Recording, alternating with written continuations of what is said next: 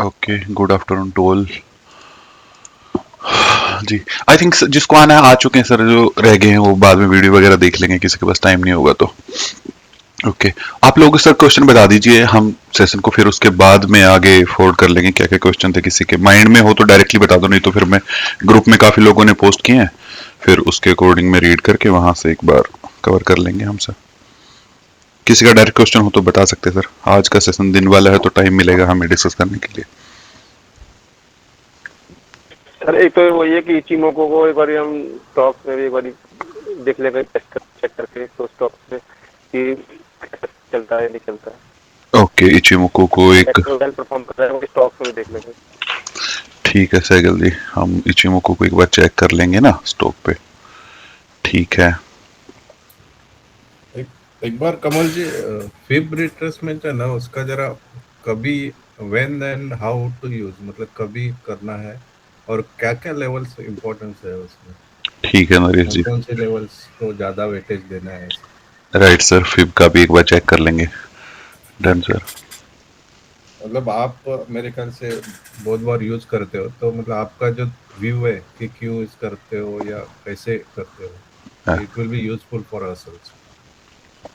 Right sir, उसको भी cover करेंगे सर, फिब के बारे में भी बात करेंगे। ओके, और किसी का हो तो सर बता सकते हैं आप लोग, बाकी भी कवर कर लेंगे हम। जी Shukla ji. Good morning sir. Good morning sir. Sir वो थोड़ा सा एडजस्टमेंट का भी बता देंगे बीच डायरेक्शन ट्रेड के लिए सर। में। जी जी। ठीक है सर, डायरेक्शनल ट्रेड के लिए वो भी बता देंगे। वैसे मैं आप सब लोगों को अभी बताता हूँ सर, डायरेक्शनल ट्रेड के लिए रिगार्डिंग जितनी भी क्वेरी होंगी ना, उसको हो हम और डेप्थ में एक बार एक वेबिनार प्लान करेंगे। मैं पूछ लूंगा ग्रुप में पोल करा के कि कब ज्यादा मेंबर अवेलेबल रहेंगे, उसके अकॉर्डिंग हम एक आधा एक घंटे का webinar only for directional trade के लिए रख देंगे सर। उसमें जितनी भी क्वेरी होंगी सारी सॉर्ट हो जाएंगे। आई थिंक आज चीज़ों को थोड़ा जर्नल करने का मेरा ट्राई है सर, कि जर्नल जो प्रॉब्लम हो किसी की, या आपकी अप्रोच कैसे रहनी चाहिए ट्रेडिंग को लेके, या आप किसी भी स्ट्रेटजी पे काम कर रहे हैं तो स्ट्रेटजी को कैसे आप देखेंगे कि वो ठीक है, और आपके अकॉर्डिंग वो स्ट्रेटजी कैसे काम करेगी, आपको कितना एसएल पे काम करना चाहिए या कैसे उसको डिप्लॉय करना चाहिए, फ्रीक्वेंसी क्या रखनी चाहिए, अब वीकली में काम करना आपके लिए बेटर रहेगा या मंथली में काम करना बेटर है, वो सब चीज़ें एक बार मैं चाह रहा था थोड़ा जर्नल हो जाए सर चीज़ें। अगर आपको प्रॉपर ट्रेडर बनना ही है सर फुल टाइम, जैसे बहुत सारे लोग हैं जो फुल टाइम अप्रोच कर रहे हैं ट्रेडिंग को, कुछ लोग हैं जो पार्ट टाइम अप्रोच कर रहे हैं ट्रेडिंग को, तो उनके लिए कौन सी अप्रोच ठीक रह सकती है, उनके हिसाब से उनको जब स्ट्रेटजी डिसाइड करनी हो तो कौन सी स्ट्रेटजी ठीक रहेगी। जी सर। तो मेरा एक बहुत इंपॉर्टेंट क्वेश्चन है, मैं इस पे मतलब बहुत कंफ्यूज हूँ जी सर। कि किसी भी ट्रेडर के पास मान लीजिए कोई सर्टेन अमाउंट है, 10 लाख 20 लाख, जी तो उसको वो अमाउंट कैश में रखनी चाहिए पहला, उसको वो अमाउंट स्टॉक में रख के स्टॉक का प्रॉफिट भी खाना चाहिए और ऑप्शन सेलिंग से प्रॉफिट भी खाना चाहिए, दूसरा, या तीसरा कि उसको वो अमाउंट किसी निफ्टी बीज में या बैंक बीज में या किसी ETF में रख के उसको प्लेज करके उसका शॉर्ट करके उसमें से फिर ऑप्शन सेल करके खाना चाहिए। तो प्लीज इस विषय में भी कुछ बताइएगा जरूर। ठीक है सर, मार्जिन के बारे में बेसिकली बात करेंगे ना, तो आप मार्जिन के बारे में नहीं सर, मतलब ये कि मेरा मन जैसे रहता है कि मैंने स्टॉक भी ले लिए तो स्टॉक में से प्रॉफिट भी ले लूं और उसको उसको प्लेज करके फिर वहां से भी ऑप्शन सेल भी कर दूं, तो हाँ, ये ठीक अप्रोच है या गलत अप्रोच है? ये मार्जिन ही है सर। आप मार्जिन को कैसे यूज करना चाहते हैं, पैसों को डायरेक्टली मतलब फंड को अकाउंट में रखना चाहते हैं, या उसको बीज में डाल के वहां से प्लेज करके तो अमाउंट वो यूज कौन, करना चाहते हैं, या स्टॉक में डाल के पैसा यूज करना चाहते हैं। हाँ विच वन इज बेटर वो बताइएगा थोड़ा सा। राइट सर, इसके बारे में हम बात करेंगे मार्जिन को लेके भी। ठीक है जी, ऋषि जी प्लीज सर। ऋषि जी आप कुछ कह रहे सर?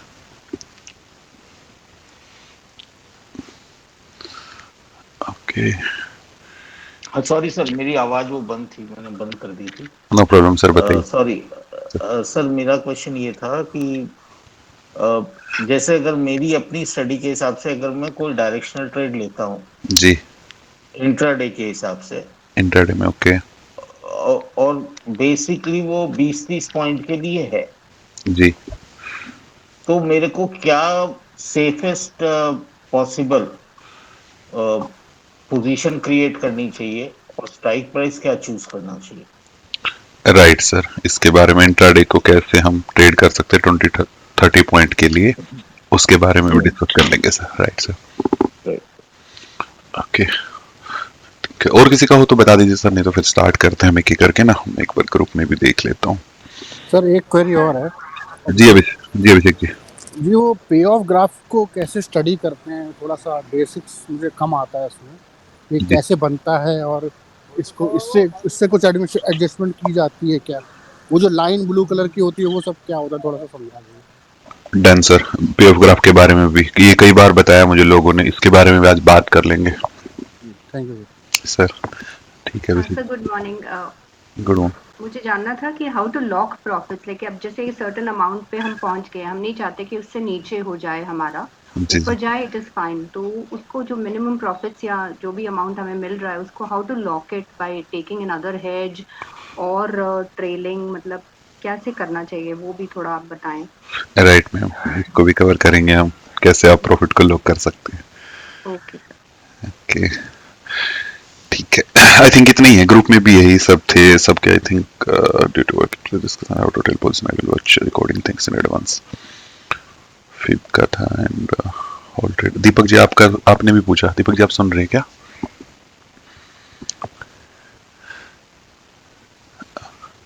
आपकी आवाज नहीं आ रही दीपक जी। ठीक है। How to hedge trade in profit please consider it possible. Same ही है सर, मैम के साथ ही आपका भी कंबाइन हो जाएगा। ठीक है। और सर हाँ, मैं सबसे पहले स्टार्ट करने से पहले एक चीज और पूछना चाहता हूँ सर। सब लोगों ने, मैंने एक पोल कराया था अभी ग्रुप में थोड़ी देर पहले सर, उसमें मैंने जानने का ट्राई किया कि आप कितना एक्सपेक्ट करते हैं मार्केट से इन ईयर। आप एनुअली जब देखेंगे तो आप क्या रिटर्न लेना चाहते हैं वहां से।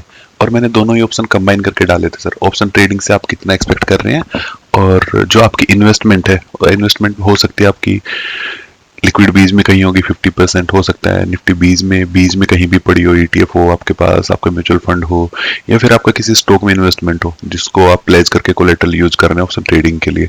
वहां से जो इन्वेस्टमेंट आपको, जो रिटर्न मिलेंगे उस इन्वेस्टमेंट पे, वो और प्लस में ऑप्शन ट्रेडिंग से आप जो कमाना चाहते हैं, टोटल करके आप कितना रिटर्न एक्सपेक्ट कर रहे हैं। इसके लिए मैंने एक पोल कराया था सर अभी मॉर्निंग में, दोनों 3-4 ग्रुप में सब में करवा दिया था आई थिंक मॉर्निंग में।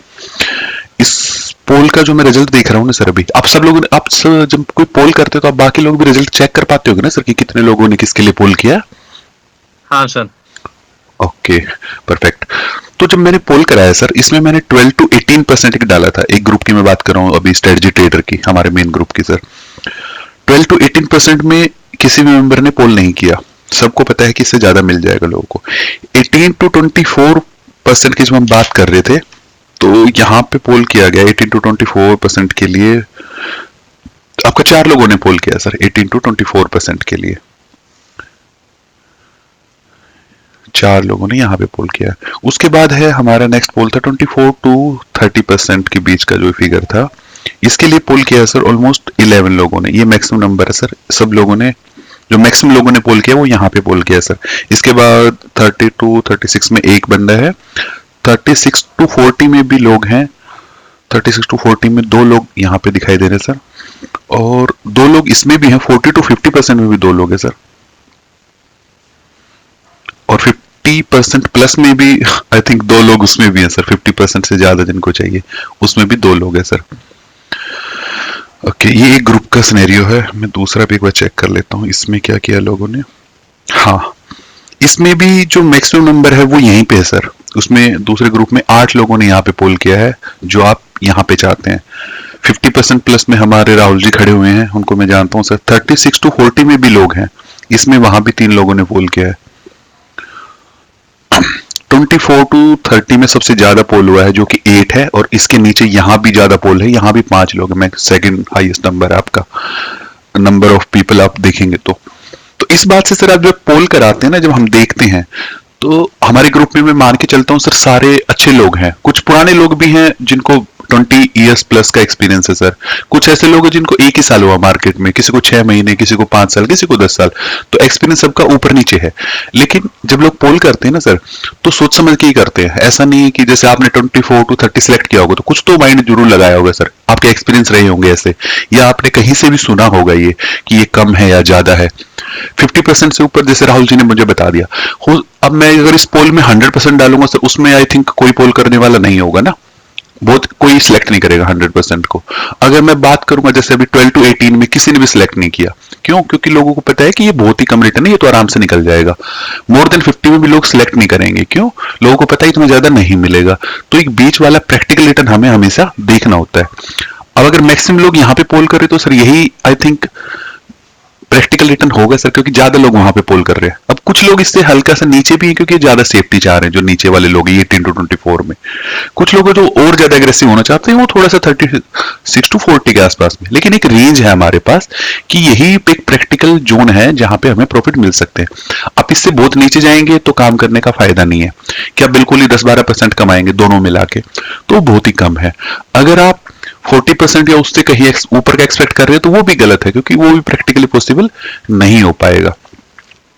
तो ये होगी हमारी प्रैक्टिकल, हम क्या एक्सपेक्ट करें मार्केट से, उसका सर मोटा मोटा सा कि 24 to 30 मैक्सिमम लोग कर रहे हैं तो यही मिल जाए लोगों को तो बहुत अच्छा है सर। इसमें एक चीज और बहुत ज्यादा मैटर करती है कि आप कैसे डिसाइड करते हैं कितना रिटर्न आपको चाहिए। मेरा मानना है कि आपकी कैपिटल बहुत बड़ा फैक्टर है जो आपको डिसाइड कराती है कि आप कितने % रिटर्न लेना चाहते हैं। फॉर एग्जाम्पल किसी की कैपिटल सर 1 लाख रुपीज है मार्केट में काम करने के लिए। अगर ये बंदा, जो भी ये पर्सन जिसके पास 1 लाख की कैपिटल है, ये रिटर्न के बारे में जब भी सोचेंगे तो ये छोटा रिटर्न नहीं सोच सकते। अगर ये रिटर्न सोचते हैं सर 18 से 24 वाली फिगर में या 24 से 30 वाली फिगर में, तो इनका रिटर्न सर पूरे साल में जाके आप देख लो जो कितना बनेगा। 1 लाख पे 1 साल काम करेंगे तब जाके 24,000 रुपीज कमा पाएंगे सर, ये ना। तो ये रिटर्न इनके लिए काफी कम है, पूरे साल ये इसमें काम नहीं कर सकते। ये 1 साल का रिटर्न है। एवरी मंथ की बात करेंगे सर 2 के आसपास में ये रिटर्न आएगा कहीं पे ना इनको। और पर डे की बात करो, जैसे इंट्राडे में लोग बैठते हैं तो इनका रिटर्न सर आप सोच सकते हैं कि कितना कम रिटर्न है। डेली आपका 2K के हिसाब से 22 डेज भी मान लेते तो लेस देन 100 रुपीज है। इसके लिए कोई भी काम नहीं कर पाएगा आई थिंक। तो जिनकी कैपिटल कम रहती है वो हमेशा हायर साइड में रिटर्न सोच रहे होते हैं। ये कम से कम सोचेंगे तो 40 तो तब भी सोचेंगे। लेकिन अगर किसी की कैपिटल बहुत बड़ी है सर, यही 1 लाख की बजाय किसी का 1 CR की कैपिटल है सर, तो वो बंदे क्या करते हैं, इनको प्रॉफिट ज्यादा नहीं चाहिए होता है सर, इनको अपनी कैपिटल की सेफ्टी ज्यादा मैटर करती है। तो इन लोगों को अगर ये कभी सोचना पड़ेगा तो ये यहां वाली फिगर में जाके खड़े हो जाएंगे सर आराम से। इनको ये भी मिल गया तो मोर देन एनफ है इनके लिए। ये नहीं सोचेंगे कभी भी 40% के बारे में, क्योंकि इनको पता है कि वहां जाएंगे तो रिस्क बढ़ेगा सर। रिस्क ये बढ़ाना नहीं चाहते अपनी कैपिटल पे। तो इनका जो माइंडसेट बनता है, जो साइकोलॉजी बनती है, वो बनती है नीचे वाली साइड में, ये लोअर साइड में कहीं रहते हैं सर। और एक और बड़ा फैक्टर है, ये जिन लोगों के पास पैसे होते हैं ना सर, वो पैसा ऐसे ही ऊपर से आके नहीं गिरता किसी के पास भी। पैसा जिसके पास होता है ना, वो कहीं ना कहीं से एक्सपीरियंस उनको जरूर होता है, मार्केट का ना हो, उनको दुनियादारी का, अपने जितना भी वो काम करते हैं उन्होंने लाइफ देखी होती है, तभी वो पैसा उनके पास खड़ा होता है सर, इतना पैसा। तो उनको प्रैक्टिकल वो ज्यादा अच्छा आइडिया लगा पाते हैं कि क्या मिलने वाला है मार्केट से। मार्केट हो या कोई भी बिजनेस हो, उनको पता है कि इतना ही मिलेगा। वो 40-50% के चक्कर में कभी नहीं पड़ेंगे। उन्होंने मेहनत करी है, उन्होंने लोग देखे होते हैं, उन्होंने सिचुएशन देख ली होती है ऑलरेडी, इसीलिए वो सेफ्टी पे ज्यादा फोकस करते हैं सर। हाँ, इस बात से एग्री कर पाएंगे सर आप? जी सर। ओके, ठीक है। अब बात करते हैं सर प्रॉफिट के बारे में, जो मैं पोल के बारे में पर्टिकुलर बात कर रहा हूं। तो रिटर्न के बारे में जब भी आप सोचने बैठो ना सर, आप एक प्रैक्टिकल चीज सोच लेना। अगर आप रिटर्न सोच रहे हो सर लोअर साइड में, कि आपने सोच लिया सर 20% मिल गया साल का आपको, तो काफी है। जैसे आप कम सोचोगे ना, तो सर इसके साथ में एक चीज बिल्कुल अटैच होके चलती है इससे, वो है आपका रिस्क। जितना आप कम सोचोगे ना रिटर्न को, आपका रिस्क उतना लोअर साइड में रहेगा सर। अगर आपने रिटर्न को सोचा 40%, तो सर जितना ये 20% पे रिस्क है ना, उससे डबल रिस्क होगा सर 40% पे। आपका इंक्रीज, आपका जो रिस्क है वो साथ में इंक्रीज हो जाएगा आपका। अगर आप 50% सोचेंगे तो और ज्यादा रिस्क होगा आपका। अब ये आपको डिसाइड करना होता है, इंडिविजुअल का डिसीजन है कि आप कितना एक्सपेक्ट कर रहे हैं मार्केट से। अब ज्यादा एक्सपेक्ट कर रहे हो तो आप बिल्कुल मान के चलिए, आपने 40% अगर दिमाग में डाला है तो आपका रिस्क भी 40% के अकॉर्डिंग ही रहेगा। वो 20% के अकॉर्डिंग मैच हो ही नहीं सकता। आप कोई भी सेटअप फॉलो कर लो, वो आपको रिस्क हमेशा बढ़ा हुआ मिलेगा सर। आपकी स्ट्रेटजी में भी, आपकी वो ट्रेडिंग में झलक के आएगा, सामने से निकलेगा, आपको दिखेगा वो। ठीक है सर। और उसकी प्रैक्टिकल मार्केट बहुत फास्ट कराती है, आपको देके दिखाती है मार्केट लॉस, कि आप चलो 40% बनाने चले हो तो चलो लॉस भी अफोर्ड करो। मार्केट देती है सर आपको कंटिन्यू, आपको बार बार रियलाइज कराती रहेगी मार्केट सर। ये एक अप्रोच हो सकती है। इसके साथ में, रिटर्न के साथ में सर एक चीज और कंबाइन होती है, वो है आपका टाइम सर। जो लोग ज्यादा रिटर्न बनाना चाहते हैं ना, जैसे 20% में कोई रिटर्न में सेटिस्फाई हो रहा है, कैपिटल भी ठीक ठाक है, तो इनको ना मार्केट को बहुत ज्यादा टाइम भी नहीं देना होता है। ये दूर बैठ सकते हैं मार्केट से, थोड़ा बच के रह सकते हैं मार्केट से। तो ये अगर स्क्रीन को कम भी टाइम देंगे ना तो इनका काम हो जाता है वहां पे। जो बंदा 40% लेना चाहते हैं, 50% कहीं पे रिटर्न को टारगेट करेंगे, इनको सर कुछ भी करो, मार्केट को टाइम एक्स्ट्रा देना पड़ेगा सर। एक्स्ट्रा टाइम देंगे तभी आपकी वैल्यू निकल के आएगी वो 40%। अगर आप टाइम नहीं दे रहे तो आपके लिए बड़े रिटर्न बनाना बहुत मुश्किल है सर। ये भी एक बहुत बड़ा मैटर है। कोई ये सोचे कि मैं पार्ट टाइम कर लूंगा और 40% बना लेंगे, या मैं आराम से बन जाएगा, मैं कोई स्ट्रेटजी ढूंढ लूंगा, वो पॉसिबल नहीं है सर। आपको हार्ड वर्क तो करना ही पड़ेगा, आपको स्क्रीन को टाइम देना ही पड़ेगा, तभी आप थोड़े ठीक ठाक रिटर्न बना सकते हैं सर। बैठे बिठाए नहीं मिल सकता 40%। आप हाँ बैठे बिठाए लेना है, आप 10 इस रिटर्न को और कम कर दीजिए, 20 से भी आप 10-15% पे आ जाइए। ये आपको बिल्कुल ही कम एफर्ट में मिल जाएगा। इसके लिए बहुत ज्यादा टाइम कंज्यूम नहीं करना पड़ेगा आपको, नहीं देना पड़ेगा आपको टाइम ना। समझ पाए सर ये वाला पॉइंट भी आप? तो रिटर्न की जब भी आप उम्मीद लगाओ तो अपनी कैपिटल को देख लो, अपने टाइम को देख लो कि आप कितना टाइम मार्केट को दोगे। अपनी कैपिटल का ध्यान रखो, आपके पास कितनी कैपिटल है, उस हिसाब से आप प्लान करो सर। और इसके साथ में आता है एक थर्ड पॉइंट, वो है हमारा risk management sir. Risk management में क्या है, अगर आप ये बहुत बड़ा टॉपिक है सर। इसको जब हम कवर करते हैं तो इसमें देखते हैं कि कितना जल्दी हम अपने रिस्क मैनेजमेंट पे काम करेंगे। मतलब कोई भी पोजीशन है फॉर एग्जांपल, तो उसको कितना जल्दी काटना है, एडजस्टमेंट करना है तो कितना जल्दी करना है। आप जब भी हायर साइड में रहेंगे ना रिटर्न की, इस वाली साइड में 40-50% आप कमाना चाहेंगे, तो ये वाला पार्ट आपका बहुत ज्यादा स्ट्रॉन्ग हो जाना चाहिए। उस केस में आपको क्विक डिसीजन लेने पड़ते हैं। दो बंदे बैठे हैं, एक ये कमाना चाहता है और एक बंदा ये रिटर्न कमाना चाहता है। जब भी एडजस्टमेंट की या एग्जिट की बात आएगी तो इस बंदे के पास हमेशा टाइम होगा सर। इनको टाइम मिलेगा ये सब करने का, एडजस्टमेंट करने का भी और एग्जिट करने का भी। जब जो ज्यादा रिटर्न कमाना चाहते हैं, उनकी कोई भी स्ट्रेटजी फॉलो करेंगे, उनको एडजस्टमेंट और जो एग्जिट लेना अपनी पोजीशन से, वो बहुत ही फास्ट होता है सर। वो उनको अर्ली लेना पड़ता है एज कंपेयर टू दिस 20% वाला गाय सर। वहां से उनका डिसीजन थोड़ा फास्ट आता है सर। ये आता है प्रैक्टिस से सर। लोग क्या करते हैं, लोग जो मिस्टेक, कॉमन मिस्टेक वो होती है कि आते हैं मार्केट में और वो इधर उधर से वीडियो देख लेते हैं और उनको लगता है कि 40-50% बना लेंगे, हमने रिस्क मैनेजमेंट सीख लिया है सर। ये आपकी मसल मेमोरी वाला काम है सर एक टाइप से। आप जब तक इसको बार बार प्रैक्टिस नहीं करेंगे ना, मतलब 1 2 3 4 5 ईयर्स जब तक नहीं लगेंगे आपके, तो आप रिस्क मैनेजमेंट वाले पार्ट को नहीं कर पाओगे सर। वो तभी हो सकता है जब आप बार बार उसकी प्रैक्टिस कर लोगे। आप स्टार्टिंग में आते हो, कोई भी नया बंदा जिसको 1 साल हुआ है, 2 साल हुए हैं, 6 महीने हुए हैं, 3 साल हुए हैं, तो उनको सबसे पहले ये जो प्रॉफिट है ना सर, आपका वो 24% हो, आपका 36 हो, आपका 40% हो, जितना भी आपका रिटर्न है, इसके बारे में थोड़ा सा ध्यान ना कम लगाना चाहिए आपको। इसके बारे में नहीं सोचना चाहिए सर। नए लोगों को बस इतना सोचना है स्टार्टिंग में कि कैसे भी करके एक बार प्रॉफिट में जाना है सर। आपको पूरा साल प्रॉफिट में क्लोज कराना है, बस आप यहाँ पे ध्यान रखो। वो कितना हो रहा है वो सेकेंडरी चीजें रखो सर अपने दिमाग में। आपका मेन फोकस होना चाहिए अपने रिस्क पे, कि आप कितना जल्दी क्विक डिसीजन ले पा रहे हो, आपका रिस्क कितना जल्दी मैनेज हो रहा है। अगर आपने ये अचीव कर लिया ना, तो फिर ये बाद वाली चीजें सर। आप एक साल में, पहले साल फॉर एग्जाम्पल आप आई ट्रेड में आपने कुछ नहीं कमाया सर, इनमें से आपने बस 10% कमाया और साल को क्लोज कर दिया सर। पूरा ईयर आपका क्लोज हो गया 10% पे। तो ऐसा नहीं है कि वो 10% कमाया सर, आपने पेशेंस कमाया है, आपने अपनी स्ट्रेटजी पे काम किया है, आपका रिस्क मैनेजमेंट ठीक हुआ है। आप अगले साल जरूरी नहीं ना आप 10% कमाएंगे, अगले साल आप उससे बेटर ही हो रहे हैं। इतनी सारी सिचुएशन देखी होंगी आपने, रिस्क को मैनेज किया होगा, कितने अच्छे से आपको experience daily day by day बढ़ता गया होगा आपका एक्सपीरियंस। तो नेक्स्ट ईयर बहुत हाई चांस है कि आप 10% से ऊपर जाके क्लोज करेंगे। हो सकता है अगले साल आप 15 पे आ जाए, उससे अगले साल आप 20 पे आ जाए। आप ये वाली अप्रोच रखेंगे तो बढ़िया होगा सर। आप पहले साल में आए, सीखा, और पहले साल में आपने अभी तक कमाया 15% भी नहीं है साल का, और आप पहले ही साल में टारगेट कर रहे हो 36% को, वो टोटल गलत है सर। ऐसा करोगे तो पहले ही साल में मार्केट आपको बाहर कर देगी, आप दूसरे साल ट्रेड ही नहीं कर पाओगे उस चक्कर में। समझे सर? जैसे कुछ भी आप कोई भी प्रोफेशन ले लो, उसमें टाइम लगता है ना सर सीखने में, करने में। सेम इसी का है मार्केट में। इतना जल्दी वाला काम नहीं है सर, ये बहुत शांति का काम है। आपको टाइम देना ही पड़ेगा मार्केट को। ऐसा लगता है लोगों को एक टॉपिक, जैसे मुझे भी लगता है कई बार कि मैंने एक टॉपिक पढ़ लिया, फॉर एग्जांपल कोई भी टॉपिक, मैं फिब के बारे में बात कर रहा हूँ, मुझे लगेगा फिब का अच्छा यूज हो गया, मेरा काम खत्म। मैंने 2 दिन की क्लास ली, 2 दिन कहीं से वीडियो देखी, मैंने कोई बुक पढ़ ली और मुझे लगा फिब के बारे में आ गया। नहीं, ऐसा नहीं है सर। हम पढ़ लेते हैं, हमें उसके बेसिक पता लगे कैसे, लेकिन इसको जब तक प्रैक्टिकली नहीं चलाएंगे ना सर, 6 महीने तक, 8 महीने तक लाइव मार्केट में, तब तक ये टॉपिक हमारा स्ट्रॉन्ग नहीं हो पाएगा। स्ट्रॉन्ग तभी होगा जब इसके यूज कर लेंगे और इसके रिजल्ट हमें पता लग जाएंगे, उसके बाद ही इसका प्रॉपर यूज किया जा सकता है। ये एक एग्जांपल है सर, ऐसे ही आपको सारी चीजें धीरे धीरे एक साथ में जब कंबाइन होके चलती हैं तब आपको समझ आती हैं ये चीजें, और ये समझने में कितना भी जल्दी कर लो सर बहुत टाइम लगता है सर। 2 4 6 महीने का काम बिल्कुल भी नहीं है, आपको कम से कम 2 3 साल चाहिए। इसका अल्टरनेट है कि आपको बहुत ही कोई हाई क्वालिटी मेंटर मिल जाए सर एकदम से, कि वो आपका हाथ पकड़ के, मतलब एक ट्रेडिंग है ना कि एक रोड है सर, फॉर एग्जाम्पल मान लेते दिल्ली से किसी को जयपुर जाना है ना, ये रोड है सर, और इस रोड में बहुत सारे पैच होल है सर, ऐसे पैचेस बने हुए, गड्ढे बने हुए। अब जिसको वहां जाना है ना, तो टाइम टेकिंग, आपको हर गड्ढे में गिरना है, फिर निकलना है, फिर गड्ढे में गिरना है, फिर निकलना है, तब जाओगे आप जयपुर तक।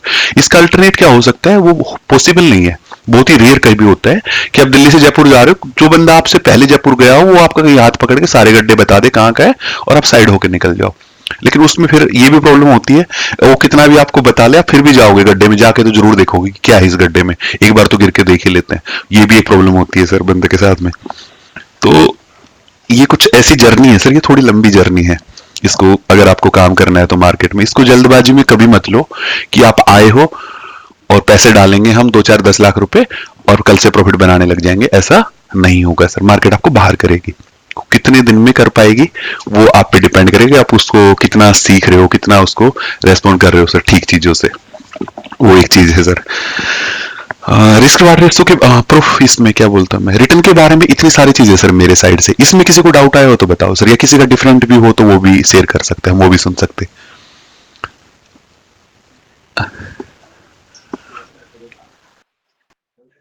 सर आपने एकदम सही कहा, ये पढ़ विद्या नहीं कर विद्या है।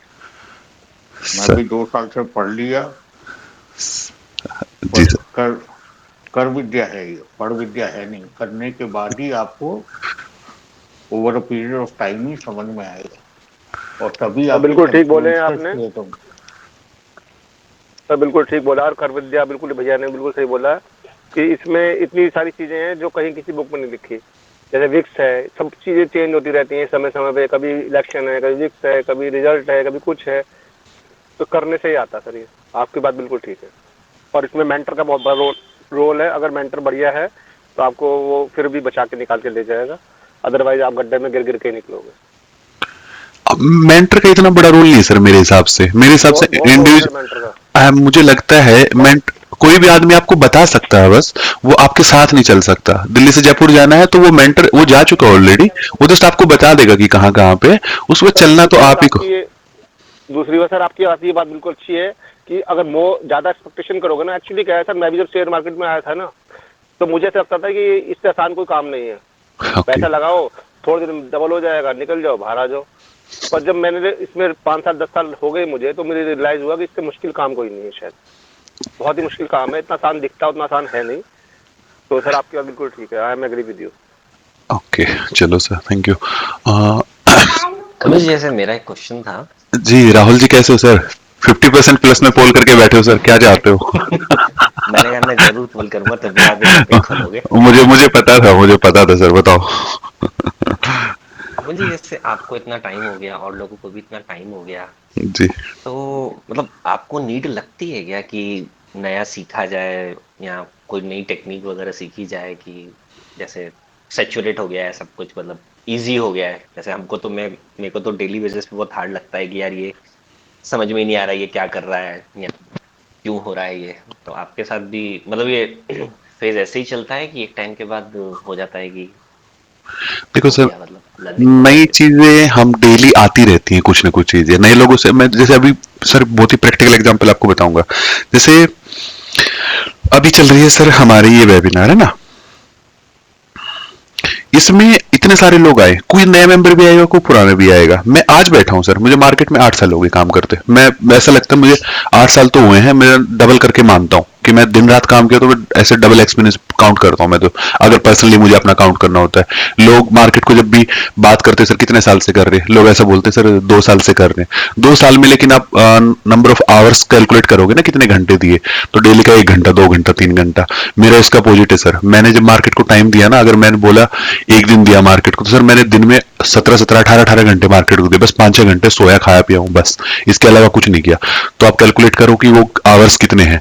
तो इतनी ज्यादा मेहनत करी सर मैंने तो। लेकिन इतना करने के बाद अब सोचो कि इतना टाइम दिया होगा तो बहुत सारी चीज देखी होगी सर, आंखों के सामने से गई होंगी निकल के, प्रैक्टिकली भी देखी होंगी। तो इतना सब करने के बाद मैं आज इस वेबिनार में बैठा हूं और आप ट्रस्ट नहीं करोगे सर, मैं आज भी कुछ ना कुछ, मेरा कॉपी पेन, मेरा बोर्ड बिल्कुल मेरे साथ में है सर, मैं जहां लिखता रहता हूँ, इतनी सारी स्क्रीन चल रही है सामने, मैं अभी भी आज इस वेबिनार में 4 5 10 पॉइंट जरूर नोट करके जाऊंगा, और जब भी मुझे टाइम मिलेगा, आजकल टाइम थोड़ा कम मिलता है, लेकिन मैं उनको फिर से स्टडी करूंगा एक बार या रेफर करूंगा, क्या पता कब कहाँ नया आइडिया मिल जाए। ये सब चीजें मैं अभी भी डे बाय डे पे करता रहता हूँ। लेकिन इसके साथ में ये भी है सर, चीजें ना बोर भी हो जाती है। जो आपका सेटअप अच्छा हो जाए, जैसे मेरा बैटमैन सेटअप है, वो बहुत ही अभी पुराना हो गया, मैं उसमें बोर होता रहता है। लेकिन ट्रेडिंग में सर मैं क्या बोलते हैं, वो कोई रोमांच पैदा करने के लिए नहीं आया सर, ट्रेडिंग में मुझे बनाना है प्रॉफिट। और मैं कितना भी बोर हो रहा हूं अपने सेटअप से, अगर मेरा रिटर्न बन रहा है तो मैं क्यों नई चीजें ट्राई करूं, उसके साथ छेड़खानी नहीं करूंगा अपने काम को लेके। हाँ, नई चीजें कुछ है मार्केट में अवेलेबल, तो क्यों ना उनको एक्सप्लोर किया जाए, लेकिन उनको खाली अपने ट्रेनिंग बेसिस पे रखेंगे, पहले बैक टेस्ट करेंगे, कुछ बहुत ही अच्छा सेटअप लग गया तो हम कुछ नया ट्राई करें, और उसको भी पहले बैक, वो पूरा प्रोसेस स्ट्रेटजी बनाने का, जैसे मैं आज वो भी कवर करने वाला था कि स्ट्रेटजी हम कैसे उस नई चीज को लेंगे, किस एंगल से उसको अप्रोच करेंगे, फिर कितना उस पर काम करेंगे, उसके बाद उसको लाइव में कहीं डिप्लॉय करेंगे। तो हो सकता है आज कोई मुझे सेटअप पता लगता है, उसको लाइव में आने में 6 महीने लग जाएं सर, लेकिन डिप्लॉय तभी करेंगे जब पूरा उसके बारे में पता लग जाएगा।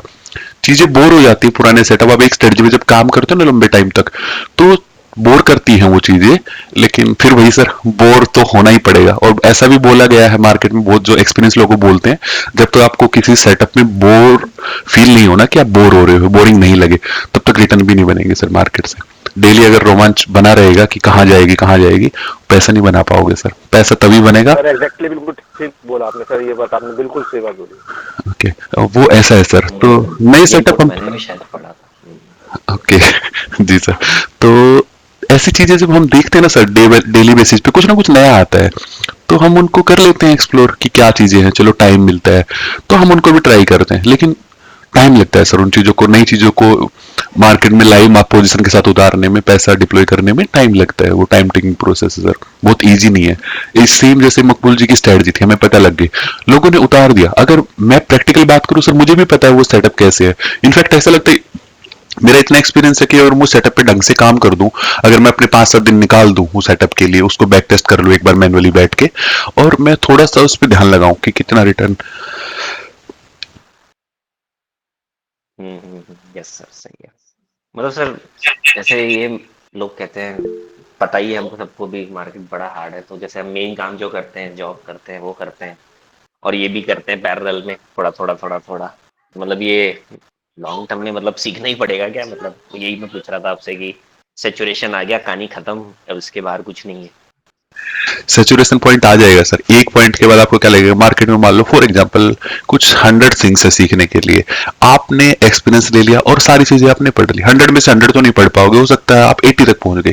80 के बाद में आपको लगेगा ये सारी चीजें वो डेली बेसिस पे आ जाती है, इतनी चीजें तो आपकी कंप्लीट हो चुकी है, तो फिर वो धीरे धीरे आपको लगेगा सैचुरेशन की तरफ आप मूव करते हुए जा रहे हो। अब बोर आपको धीरे धीरे फील होना स्टार्ट होगा कि अब तो बोर होगी, डेली यही काम होते हैं। जैसे निफ्टी के बारे में बात करता हूँ सर, जब तक 1000 पॉइंट की मूवमेंट ना हो जाती ना निफ्टी में, मुझे लगता ही नहीं कि निफ्टी मूव हुई है कहीं पे, मुझे इतना शांति बैठा रहता हूं मैं तो। 200-400 पॉइंट की मूवमेंट को तो कई बार मैं इग्नोर भी कर, चलो बाद में देखेंगे, अभी मैं निकल रहा हूं, आके देखूंगा उसको। 1000 पॉइंट की मूवमेंट हो तब लगता है कि हाँ निफ्टी हिल गई है कहीं ना कहीं से, अब कुछ मूवमेंट होगी, अब कुछ नई सिचुएशन क्रिएट होंगी।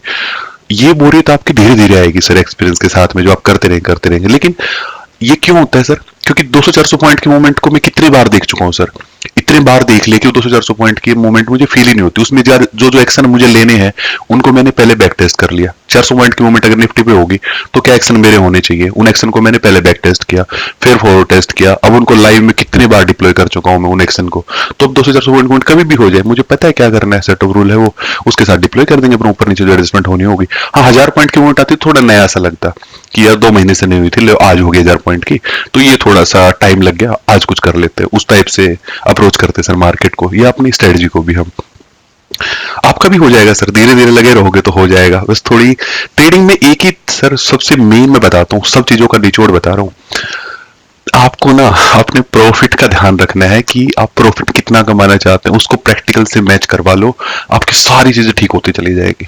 आपकी उम्मीद कम करो सर थोड़ी सी मार्केट से, और मैं बिल्कुल मान लो सर इस बात को, मैं धक्के खा के बता रहा हूँ, अगर आप नए हो ट्रेडिंग में 1 साल 2 साल हुआ है तो आप प्रॉफिट के बारे में ये मत सोचो कि 20 कमाना या 30 कमाना या 40 कमाना, राहुल जी जैसे आपको 50 कमाना, आप बिल्कुल मत सोचो इसके बारे में। आप बस इतना सोच लो कैसे भी करके इस साल को, जब ये साल पूरा खत्म होगा ना, तो ग्रीन में क्लोज कराना है। आपने ये कर लिया ना, मार्केट भी यही, आप भी यही, आपकी कैपिटल भी यही, और साथ में आपका एक्सपीरियंस ऐड होगा। अगले साल आप कुछ भी ना करोगे ना, जितना आपने इस साल में अगर कमाया होगा ना, अगले साल आप, मैं गारंटी दे रहा हूँ सर, उससे ज्यादा कमा के निकलोगे, अगर आपने ये शांति दिखा दी तो। पहले 1 2 3 साल के लिए प्रॉफिट के बारे में बिल्कुल मत सोचो, बस इतना ध्यान रखो कि आपको लॉस में नहीं जाना सर। और ये छोटी बात नहीं कह रहा सर मैं, आप पूरे साल में, यहाँ तो 20-30% की बात हो रही है, आप पूरे साल मिला के सर, छोड़ दो 20-30%, आप पूरे साल में ना 1% कमाते ना, खाली 1% रिटर्न, एक ढंग की कैपिटल लेके सर, 20 लाख की कैपिटल डालो मार्केट में, और उसके साथ साल के लास्ट में बस 1% कमा लो सर। आप मोर देन 90% लोगों से अच्छे हो, जिनके अकाउंट यहाँ पे पड़े हुए जो ट्रेड कर रहे हैं, आप उनसे बहुत बेटर हो सर उस केस में ना।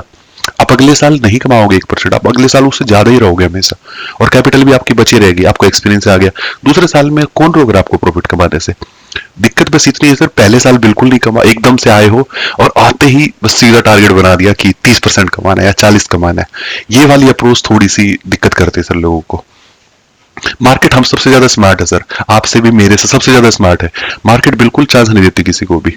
आप थोड़ा सा गलत करो, मार्केट डबल करके वापस पकड़ाती है आपको, लो ले लो। आप अच्छे से अप्रोच करते रहो, चीजें ठीक चलती रहेंगी।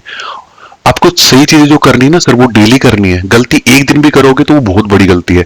गलती तो फिर अगर ज्यादा कर रहे हो तो फिर तो कोई बचाने वाला है ही नहीं सर। आपको ठीक चीजें करनी है और डेली करनी है, और बिल्कुल बेस्ट एग्जीक्यूशन होना चाहिए डेली बेसिस पे, तब जाके ये आपकी मसल मेमोरी में जाती चीजें, तब जाके चीजें ठीक हो पाती है सर। वरना आप 10 दिन कमाओ, 10 दिन भी छोड़ो सर, लोग 4-4 6-6 महीने कमा लेते हैं और फिर एक दिन उसको खराब कर लेते हैं, एक ही दिन की मूवमेंट खराब कर देते सारे प्रॉफिट को। ये तो मानोगे सर? 6 महीने में जितना कमाया, मार्केट को लेने में कितना टाइम लगता है आपसे वापस? एक कैंडल सर, हाँ, ये कमेंट्स तो मैंने देखे हैं मैं ग्रुप में। एक कैंडल सर, एक कैंडल सारा ले लेती है आपसे 6 महीने का वापस। तो गलती आप ऐसा करो कि सर बेस्ट एग्जीक्यूशन हो, गलती हो ही ना पाए कैसे भी। इसको रोकने के लिए आप रिस्क मैनेजमेंट पे काम करो सर। जब भी आप कुछ भी अप्रोच करो ना सर, आप पढ़ो लो। ऑप्शन ट्रेडिंग में अगर काम करना है, आप हेजिंग के बारे में पढ़ो जितना पढ़ सकते हो। आप हेजिंग के बारे में वीडियो देखो कितना कर सकते हो। आप पे ऑफ ग्राफ के बारे में हम बात करेंगे सर। पे ऑफ जब भी पोजीशन बनाओ, पोजीशन बनाने से पहले पे ऑफ ग्राफ को चेक करो। स्ट्रेटजी को जब भी डिसाइड कर रहे हो, ये देखो, आप दूसरे के लोगों पे मत जाओ कि कौन क्या स्ट्रेटजी फॉलो कर रहा है। आप ये देखो कि मेरे अकॉर्डिंग कौन सी स्ट्रेटजी सही रहेगी, मैं कौन सी स्ट्रेटजी पे काम करूं, जो मैं एक्सपेक्ट कर रहा हूं मार्केट से, वो कौन सी स्ट्रेटजी से मीटअप होगा आपका, उस हिसाब से काम करो। आपको चाहिए सर 15%, और आप बना के बैठे हो सर स्ट्रेडल, वो अब बिल्कुल मिसमैच हो रही है चीजें सर। आप स्ट्रेडल क्यों बनाओगे? 15% साल का रिटर्न चाहिए तो आपको, तो आप स्ट्रेटजी को उस हिसाब से डिजाइन करो। अगर आपको चाहिए 15%, आप क्यों 500 पॉइंट दूर बेचोगे सर? आप बेचो 2000 पॉइंट दूर बैठ के। आप अगर पार्ट टाइम ट्रेडर हो या फुल टाइम ट्रेडर हो, इसमें सिंपल सिंपल देखना है। फुल टाइम ट्रेडर हो तो आप सर क्लोज में काम कर सकते हो, क्योंकि आप पोजीशन को काट पाओगे। अगर आप हो सर पार्ट टाइम ट्रेडर, आपको स्क्रीन देखने का टाइम नहीं मिलेगा, आप क्यों बेच रहे हो सर 500 पॉइंट दूर? आप बेचो 1000-2000 पॉइंट दूर निफ्टी पे बैठ के आराम से, वैसे काम करो, आपकी स्ट्रेटजी वहां मीटअप हो जाएगी, है ना। ऐसे करके अपनी स्ट्रेटजी का ध्यान रख सकते हैं। दूसरा क्या कर रहा है, बिल्कुल मत जाओ सर। क्या पता दूसरे बंदे की साइकोलॉजी क्या है, वो कितना टाइम दे रहा है, वो कितना एक्सपेक्ट कर रहा है मार्केट से, उनकी कैपिटल क्या है, आपको बिल्कुल नहीं आइडिया दूसरे का, कितना एक्सपीरियंस वो लेके बैठे हैं। उनको वो जो कैपिटल डिप्लॉय कर रखी है, वो उनकी कौन सी कैपिटल है, वो चली भी गई तो उनको कितना इफेक्ट होगा, आपको कितना इफेक्ट होगा। सबकी सिचुएशन बिल्कुल अलग अलग है सर, सब डिफरेंट डिफरेंट है। ओके हाँ, तो मुझे ये बात तो सही कही आपने। अभी कल ही मैंने मैसेज देखा, एक बंदा है ग्रुप में जो डालता रहता है परसेंटेज, तो उसने डाला 3.2%। निफ्टी जब 860 पे था रेजिस्टेंस, तो मैंने कहा ये तो मेरे को भी दिख रहा था, यहाँ पे निफ्टी एग्जॉस्ट हो रहा है। मैंने ट्रेड लिया नहीं, उसने ले लिया। ये आदत तो लगाता है, ये वाली आदत तो लगाता है कि दिख रहा है लेकिन एग्जीक्यूट करने की हिम्मत यहाँ वो नहीं आ पा रही है।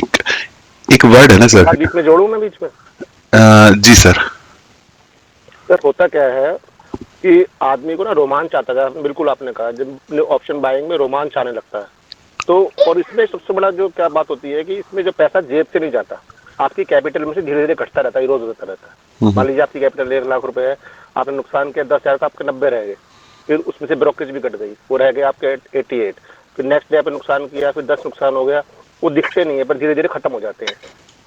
सर मैंने भी 20 साल मार्केट में हो गए, पर ये चीज़ें आगे अब सीखनी है। सर मैं अपनी कमी को स्वीकार कर रहा हूँ कि मेरे को ऑप्शन सेलिंग के बारे में अभी 1 साल पहले पता चला। उससे पहले मुझे ऑप्शन सेलिंग के बारे में पता ही नहीं था, खाली ऑप्शन बाइंग के बारे में ही पता था। अब सर मैं एक चीज और कवर कर दूं। क्रेडिट कार्ड है ना, क्रेडिट कार्ड होता है, जैसे उसकी प्लास्टिक मनी होती है, खर्च होती है, पता नहीं चलता। ऐसे सर ये डीमैट अकाउंट है, इसमें से कैसे नुकसान होता है पता नहीं चलता आदमी को, जब वो खत्म हो जाता है तो पता चलता है। तो पता लगता है, बिल्कुल सर, ऐसा भी हो सकता है। आप ना, अगर आपको बचना है ना सर, तो आप डिजास्टर से बच जाओ, डिजास्टर मत कराओ किसी भी चीज का, ना लॉस का कराओ, बड़ा लॉस भी मत होने दो और बड़ा प्रॉफिट भी मत होने दो सर, मेरा ये कहना है। ऐसा बोलते हैं ना लोग कि खुला है प्रॉफिट तो चले कितना भी हो जाए, आप दोनों बड़े मत होने दो, ना प्रॉफिट को बड़ा होने दो ना लॉस को बड़ा होने दो। आप बड़ा नहीं होने दो किसी भी चीज को, तो आपको टाइम मिलेगा मार्केट में, आप लॉन्ग टाइम के लिए सर्वाइव कर पाओगे। अगर आप बड़ी चीज एक बार आपको, फॉर एग्जांपल किसी भी ट्रेड में आपको 10,000 का प्रॉफिट अगर हो गया ना सर, तो आप अगली बार जब आपको 1,000 रुपए का प्रॉफिट आएगा ना, आपको ये बिल्कुल अच्छा नहीं लगेगा, क्योंकि आपने 10,000 देख लिया है। अब मत होने दो उसको। आप इतने, जितना आपको रिस्क और रेशो के साथ, अगर आपको चाहिए 20% और 20% प्रॉफिट के लिए अगर आपके 1,000 रुपए काफी है ना, तो 1,000 आते एग्जिट ले लो सर, 10,000 तक जाने मत दो उसको, काटो वहीं पे, अगली ट्रेड फिर बनाओ, फिर 1,000 वाला, आपका रिस्क और रेशो को फॉलो करते रहो, ना बड़े लॉस देखने ना बड़े प्रॉफिट देखने सर। ये बात करो मैं आपसे ट्रेडिंग की, अगर डिजास्टर नहीं होने दोगे प्रॉफिट एंड लॉस का, तो लॉन्ग टर्म के लिए सर्वाइव कर पाओगे, लंबा टाइम दे पाओगे सर मार्केट को। अब ऐसा तो कोई नहीं बोलेगा ना कि प्रॉफिट को भी रोक रहे सर। सर एक चीज पूछना था।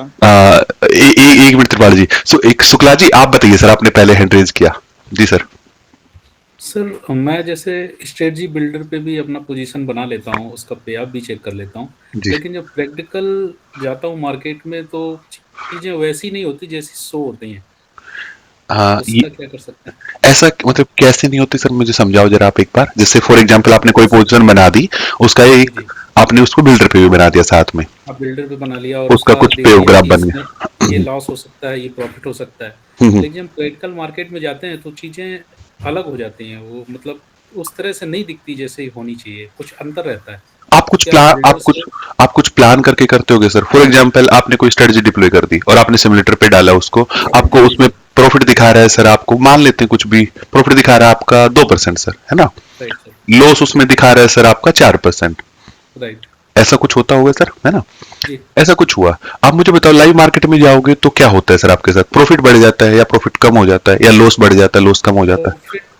प्रॉफिट काफी टफ हो जाता है, लॉस दिखने लगता है, जबकि बिल्डर से अगर चेक करें तो उस जगह पे प्रॉफिट होना चाहिए, लॉस नहीं होना चाहिए, ऐसा हो जा रहा है। आप बिल्डर को अच्छे से यूज नहीं कर रहे होगे, बिल्डर में डे बाय डे आपको आगे करना पड़ता है, क्योंकि आप बिल्डर जिस दिन बनाते हो वो बिल्डर वहां तक का दिखाता है, आप उसको एक दिन आगे मुंह करके देखो तो वो डीके को भी कैलकुलेट कर लेता है कि कितना डीके वहां पे उस दिन लगेगा। थोड़ा सा डिफरेंस जरूर आ सकता है मार्केट की कंडीशन के हिसाब से, वो इंडेक्स ने कितना ऊपर नीचे हुआ है उसके हिसाब से निफ्टी में काम कर रहे हैं तो हम, वो हल्का सा डिफरेंस हो, लेकिन ऐसा नहीं हो सकता अगर आपको बिल्डर पे 2% दिखाया होगा, जब तक आप पोजीशन के साथ छेड़खानी नहीं करोगे तो 2% से सर ना तो ये जीरो होने वाला है ना ये आपका 5% होने वाला है, सेम लॉस का 4% दिखा रहा है मैक्स, तो 4 ही हो सकता है सर, उससे ज्यादा कैसे हो सकता है मैक्स लॉस, क्योंकि वो तो कैलकुलेशन है ना सिंपल।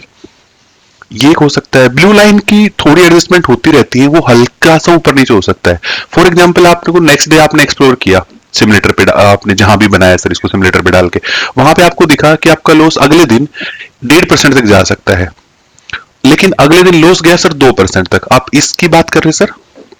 हाँ, कई हाँ, बार ऐसा होता है। ये हल्का सा मिसमैच आपका होता रहेगा, 1.5 से वो 2 तक चला जा सकता है आराम से, वो आपकी स्ट्रेटजी पे थोड़ा डिसाइड करता है, लेकिन वो 1.5 से सर कभी 4 नहीं दिखेगा सर आपको, अगर वो आपने सिमुलेटर पे ठीक से चेक किया हो। 1.5 से 2 हो सकता है, 1.5 से वो नीचे भी आ सकता है 1% पे, इतना तो फ्लक्चुएशन होता रहेगा मार्केट की कंडीशन के हिसाब से, क्योंकि सिमुलेटर वो तो सिंपली कैलकुलेशन कर रहे हैं, आइडिया लगा रहे हैं कि मार्केट कहाँ जाएगा, प्रोजेक्शन है सिंपली मार्केट का ना, सारे फैक्टर को कैलकुलेट करके।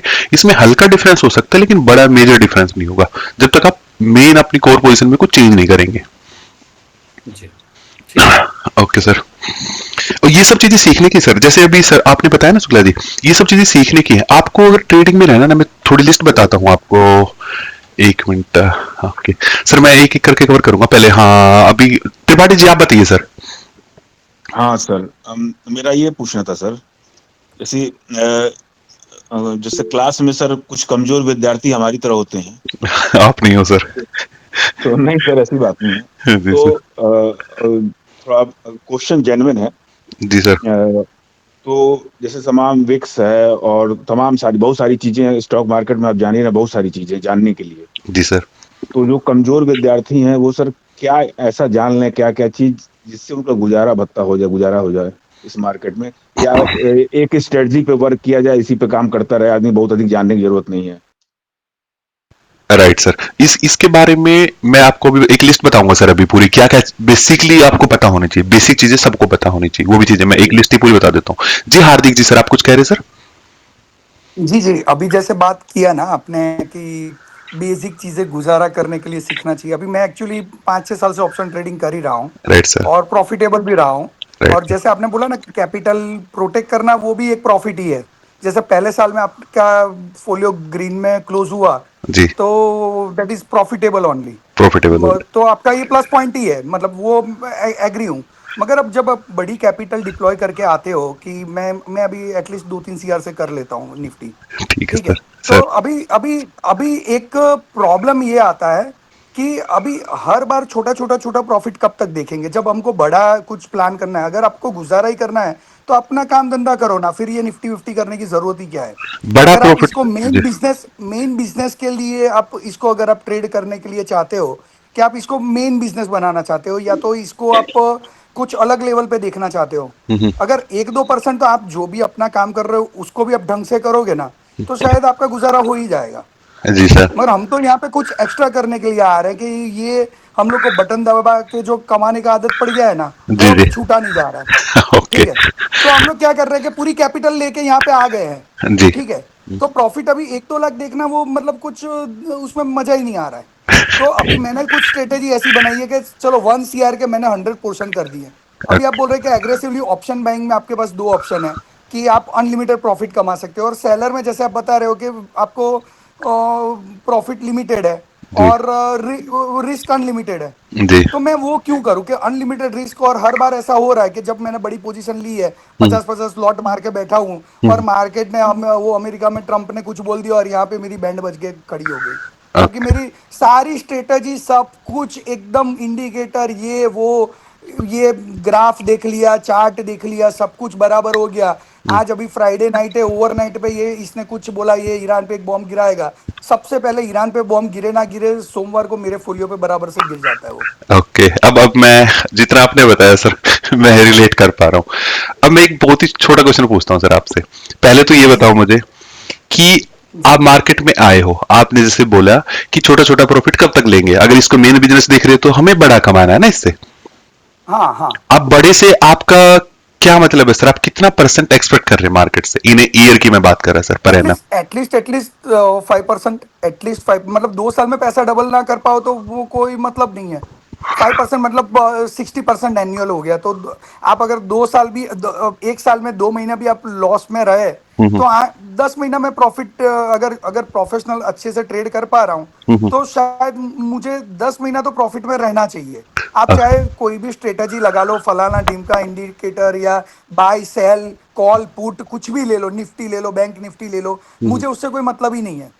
मुझे ओके। तो अभी अपनी जो स्ट्रेटेजी है वो ठीक है, वो मैं डिप्लॉय करूंगा कि जी भाई एक मैंने एक कॉल बाय किया है। अभी जैसे आपने मुझे कुछ आज टिप्स दे दी, अरे यार मार्केट आज पक्का वो न्यूज़ है ईरान का, ये होने वाला है, मैं सुबह में ही पुट बाय करके बैठ गया। और मैं चाहता हूं कि बड़ी मूवमेंट आ जाए डाउन साइड, 200-500 पॉइंट निफ्टी गिर जाए और मेरा काम हो जाए। और ओके। वो शायद नहीं हो पा रहा है, तो मेरा कैपिटल वाइप आउट होना चालू हो जाएगा। मगर मैं इसको अभी एक अलग तरीके से करने का ट्राई करना चाहता हूं कि अगर 1 CR को मैं पोर्शन में डिवाइड कर दिया 100 पोर्शन में, तो हर बार मैं 1-1 लाख का रिस्क लेता रहूंगा। जी मगर मुझे शायद कोई ऐसा एक ब्रेक इवन पॉइंट ऐसा मिल जाएगा कि मेरा 1 लाख का सीधा 10 लाख बन जाएगा, और वो बनता भी है। राइट सर, ये भी हो सकता है।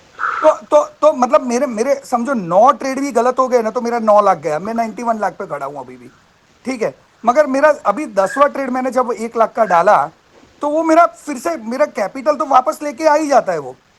तो ये रिस्क लेना सही है या ऑप्शन सेलिंग में ही काम करना सही है? ऑप्शन सेलिंग में छोटा छोटा छोटा, मतलब वन वन सीआर पे 50,000 1 लाख आराम से निकाल सकते हो, ओके। निकल भी जाता है। मगर वहां पे भी है ना, हर बार क्या होता है कि कोई ऐसी जियो टेप पॉलिटिकल या कोई ऐसा न्यूज बेस आ जाता है कि वहां पे आपके पूरे जो सिस्टम है ना उसकी माबेन करके रख देता है वो। ओके। कि अब अब देखो। अभी जैसे आपने बोला कि आप एक पार्ट टाइम सेलर हो, तो आप 1,000 1,000 2,000 पॉइंट की आप दूर रख के बैठ जाओ। अरे मगर 2000 पॉइंट भी टच हो जाता है मार्केट। और अगर आपने बड़ी पोजीशन ली है, 50 लॉट लेके बैठा हूं, तो वो तो वहां पे कैसी ही बचेगी आपकी, अगर नेकेड सेलिंग की है तो।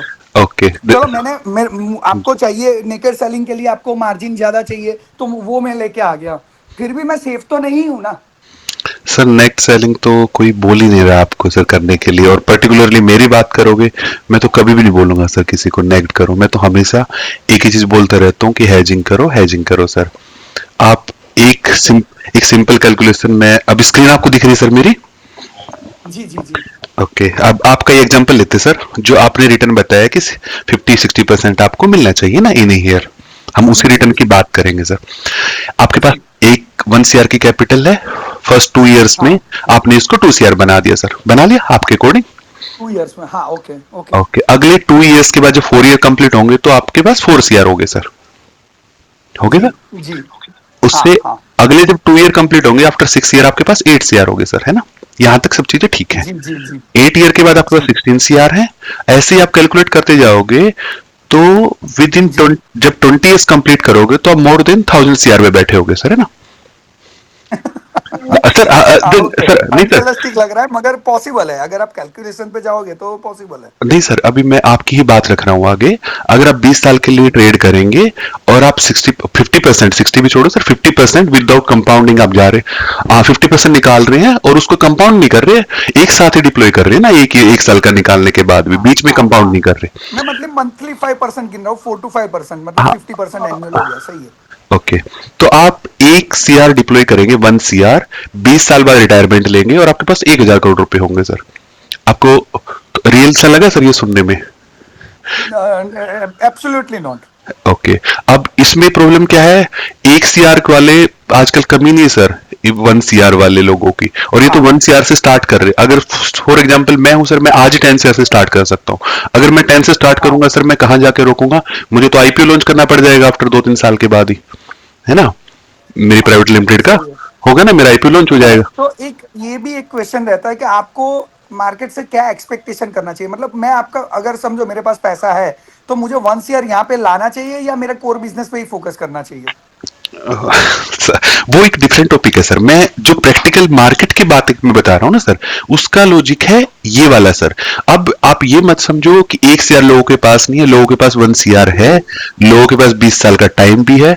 आप कुछ भी करके एक बार 1000 करोड़ बनवा दो बस, 1 करोड़ से। किसी के पास अगर ये हाँ सेटअप होता, ये मतलब क्या होता है पता है, ये हम लोग जब ये मार्केट में, मार्केट के लोगों से, अभी तो आपको पता है जैसे ये टेलीग्राम है, यूट्यूब है, पूरा ज्ञान का भंडार पड़ा हुआ है कि मतलब जहां से जो भी जिसको जो मर्जी आए बकवास किए जा रहा है। ठीक है, मैं बकवास ही बोल रहा हूँ, मैं फिर से भी वर्ड बोल रहा हूँ, बकवास सर किए जा रहा ये है। ओवर एक्सपेक्टेशन अभी कर रहे हैं और कुछ नहीं कर रहे सर ये। एक एक करके सर, सर हाँ जी ये है ना बहुत नॉर्मल है, आप अगर दुबई में सर। रहते सर हो तो सर आपको सर सर बिल्कुल एक पवन जी सेकंड, ने एक बिल्कुल सही सेकंड, बोला एक सेकंड सर, एक ओवर सेकंड। एक्सपेक्टेशन सैगल करोगे जी, तो नुकसान सैगल जी, करोगे एक सर। सेकंड, एक सेकंड सर, एक एक करके मेंबर बात करेंगे।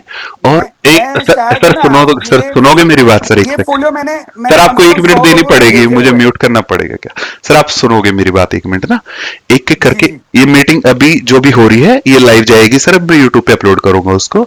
यहाँ पे जी जी जी मेंबर एक एक करके बात करेंगे सर, क्योंकि सब लोग बाकी भी सुन पाएंगे, आप लोगों से कुछ सीख एग्जैक्टली। पाएंगे। तो और सैगल जी मेरा आपको भी सर, और अभिषेक जी आपको भी, और सॉरी हार्दिक जी, सर एक दूसरे के साथ कुछ नहीं है, को जो भी कर रहा है वो ठीक कर रहे होंगे, उनकी वो प्लानिंग हो सकती है। सैगल जी आपकी भी अलग हो सकती है, हार्दिक जी आपकी अलग हो सकती है, लेकिन बात सुन लेते, उनके व्यू हैं सर, वो भी नहीं बोल रहे और हम भी नहीं बोल रहे सर उनको मैं कुछ क्यों करने के बोल रहा लिए। हूँ पता है कि लोग है ना, ये मतलब ये चीजों में है ना, ये यूट्यूब वगैरह सब देख देख के आप एक शॉर्ट देख रहे हो, किसी ने एकदम बकवास, ये मैं आपको आ जाओ, मैं एक इंडिकेटर दिखाओ तो जो लगाओगे तो आपको मतलब ये निफ्टी की सिग्नल दे देगा, और ये करके दिखाए, मैं तो बोलता हूँ पॉसिबल ही नहीं है वो।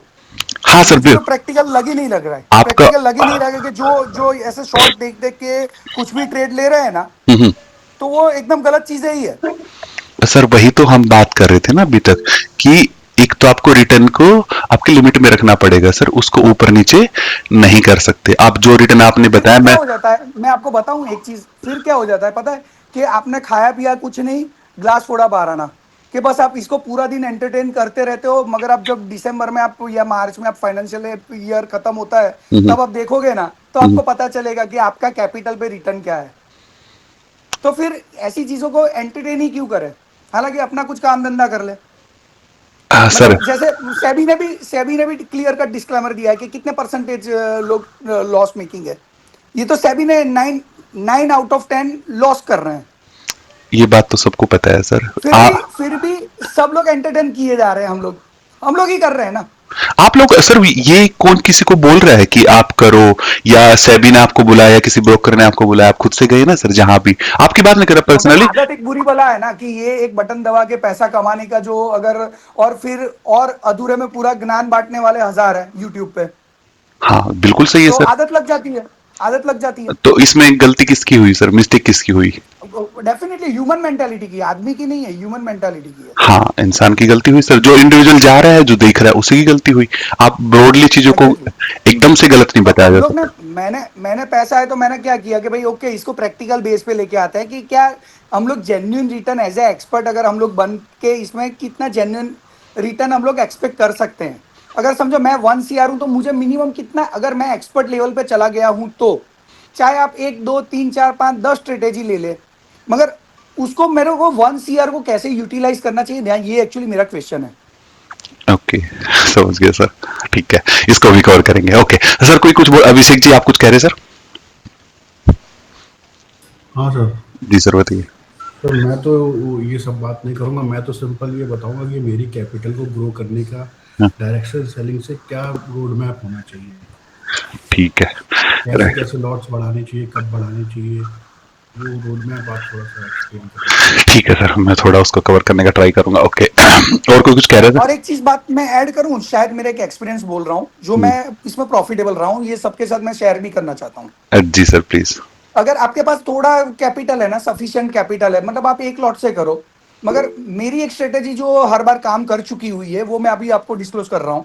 मतलब ये मैं किसी का, ये मतलब मेरे एक्सपीरियंस से ही मैं बोल रहा हूँ कि ये मैं खुद कर रहा हूँ। आपको चाहिए तो मैं ये जरूर आके पूरे ट्रेड की भी आपको लिस्ट भेज दूंगा। नोट रिक्वायर्ड सर, आप स्ट्रेटजी बता सकते हाँ नहीं मतलब हाँ, हैं। अभी जी मैं एट द मनी में बाय कर लेता हूँ। जितना प्रीमियम मैंने बाय किया हुआ है ना, वो सेम लॉट डबल क्वांटिटी में दोनों साइड का प्रीमियम माइनस करके मैं बेच देता हूँ। जैसे एट द मनी अभी 25,700 चल रही है निफ्टी, 25,700 में बाई कर ली।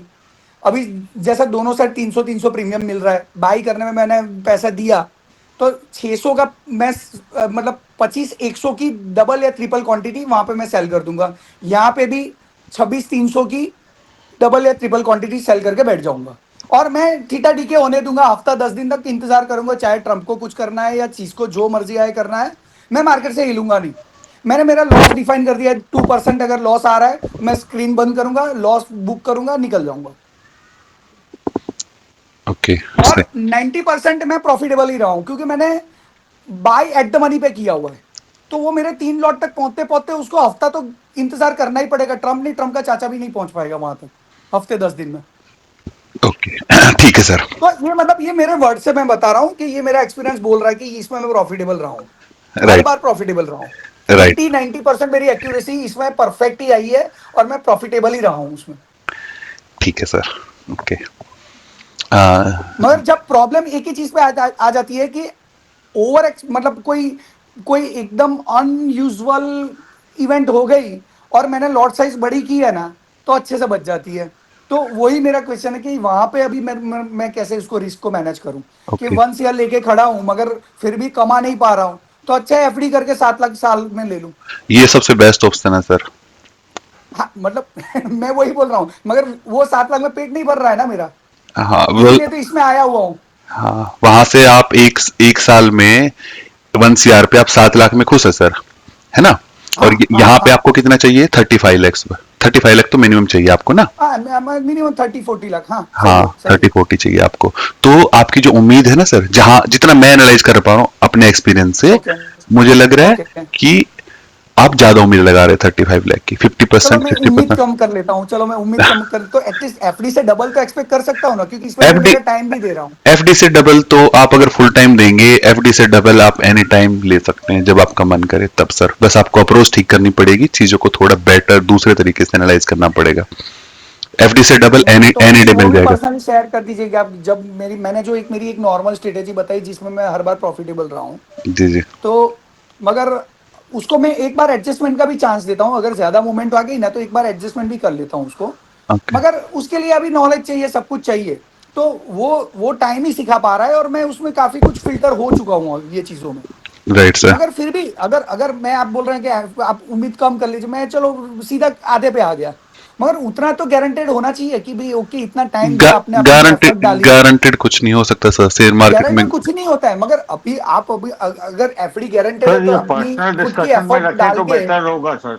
दूसरे को भी सर बोलने सर का आप मौका दीजिए, खाली इंडिविजुअल इसी को भोकाने डिस्कशन दे रहे हैं, तो करिए ये सर। गलत बात है सर आपकी।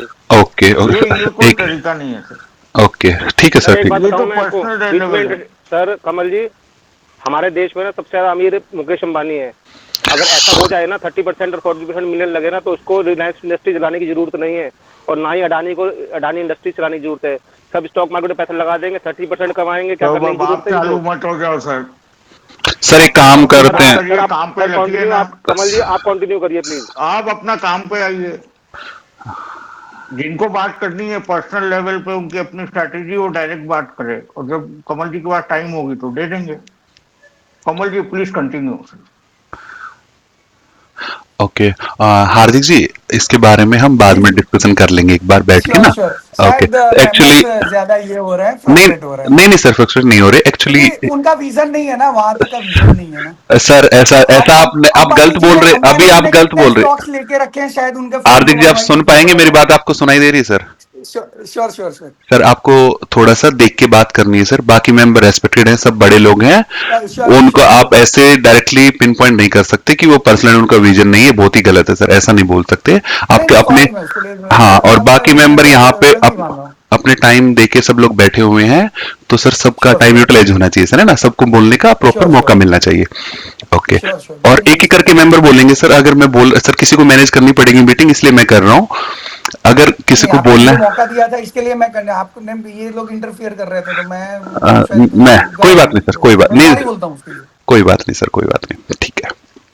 ओके मैं क्या सॉरी, किसी का कोई डाउट आया था सर अभी जो हमने बातें करी थी इससे पहले, उस पे किसी का क्वेरी हो, या फिर मैं एक एक करके ऐसा करता हूँ, पहले मैं कवर करता हूँ सर, है ना, क्या क्या बेसिक चीजें आपको एक आइडिया होना चाहिए ना चीजों का, ये ठीक रहेगा? जी जी जी जी। आगे बढ़िए सर। ओके ठीक है। सबसे पहले सर, जब भी आप मार्केट में आते हैं, आपको अपना प्रॉफिट एक प्रैक्टिकल रिटर्न आपको पता कर लेना है सर। आप लोगों से बात करके पता कर सकते हैं, आप जो ठीक ठाक ट्रेडिंग करते हैं उनसे पता करिए कि कितना रिटर्न वो कमा पा रहे हैं।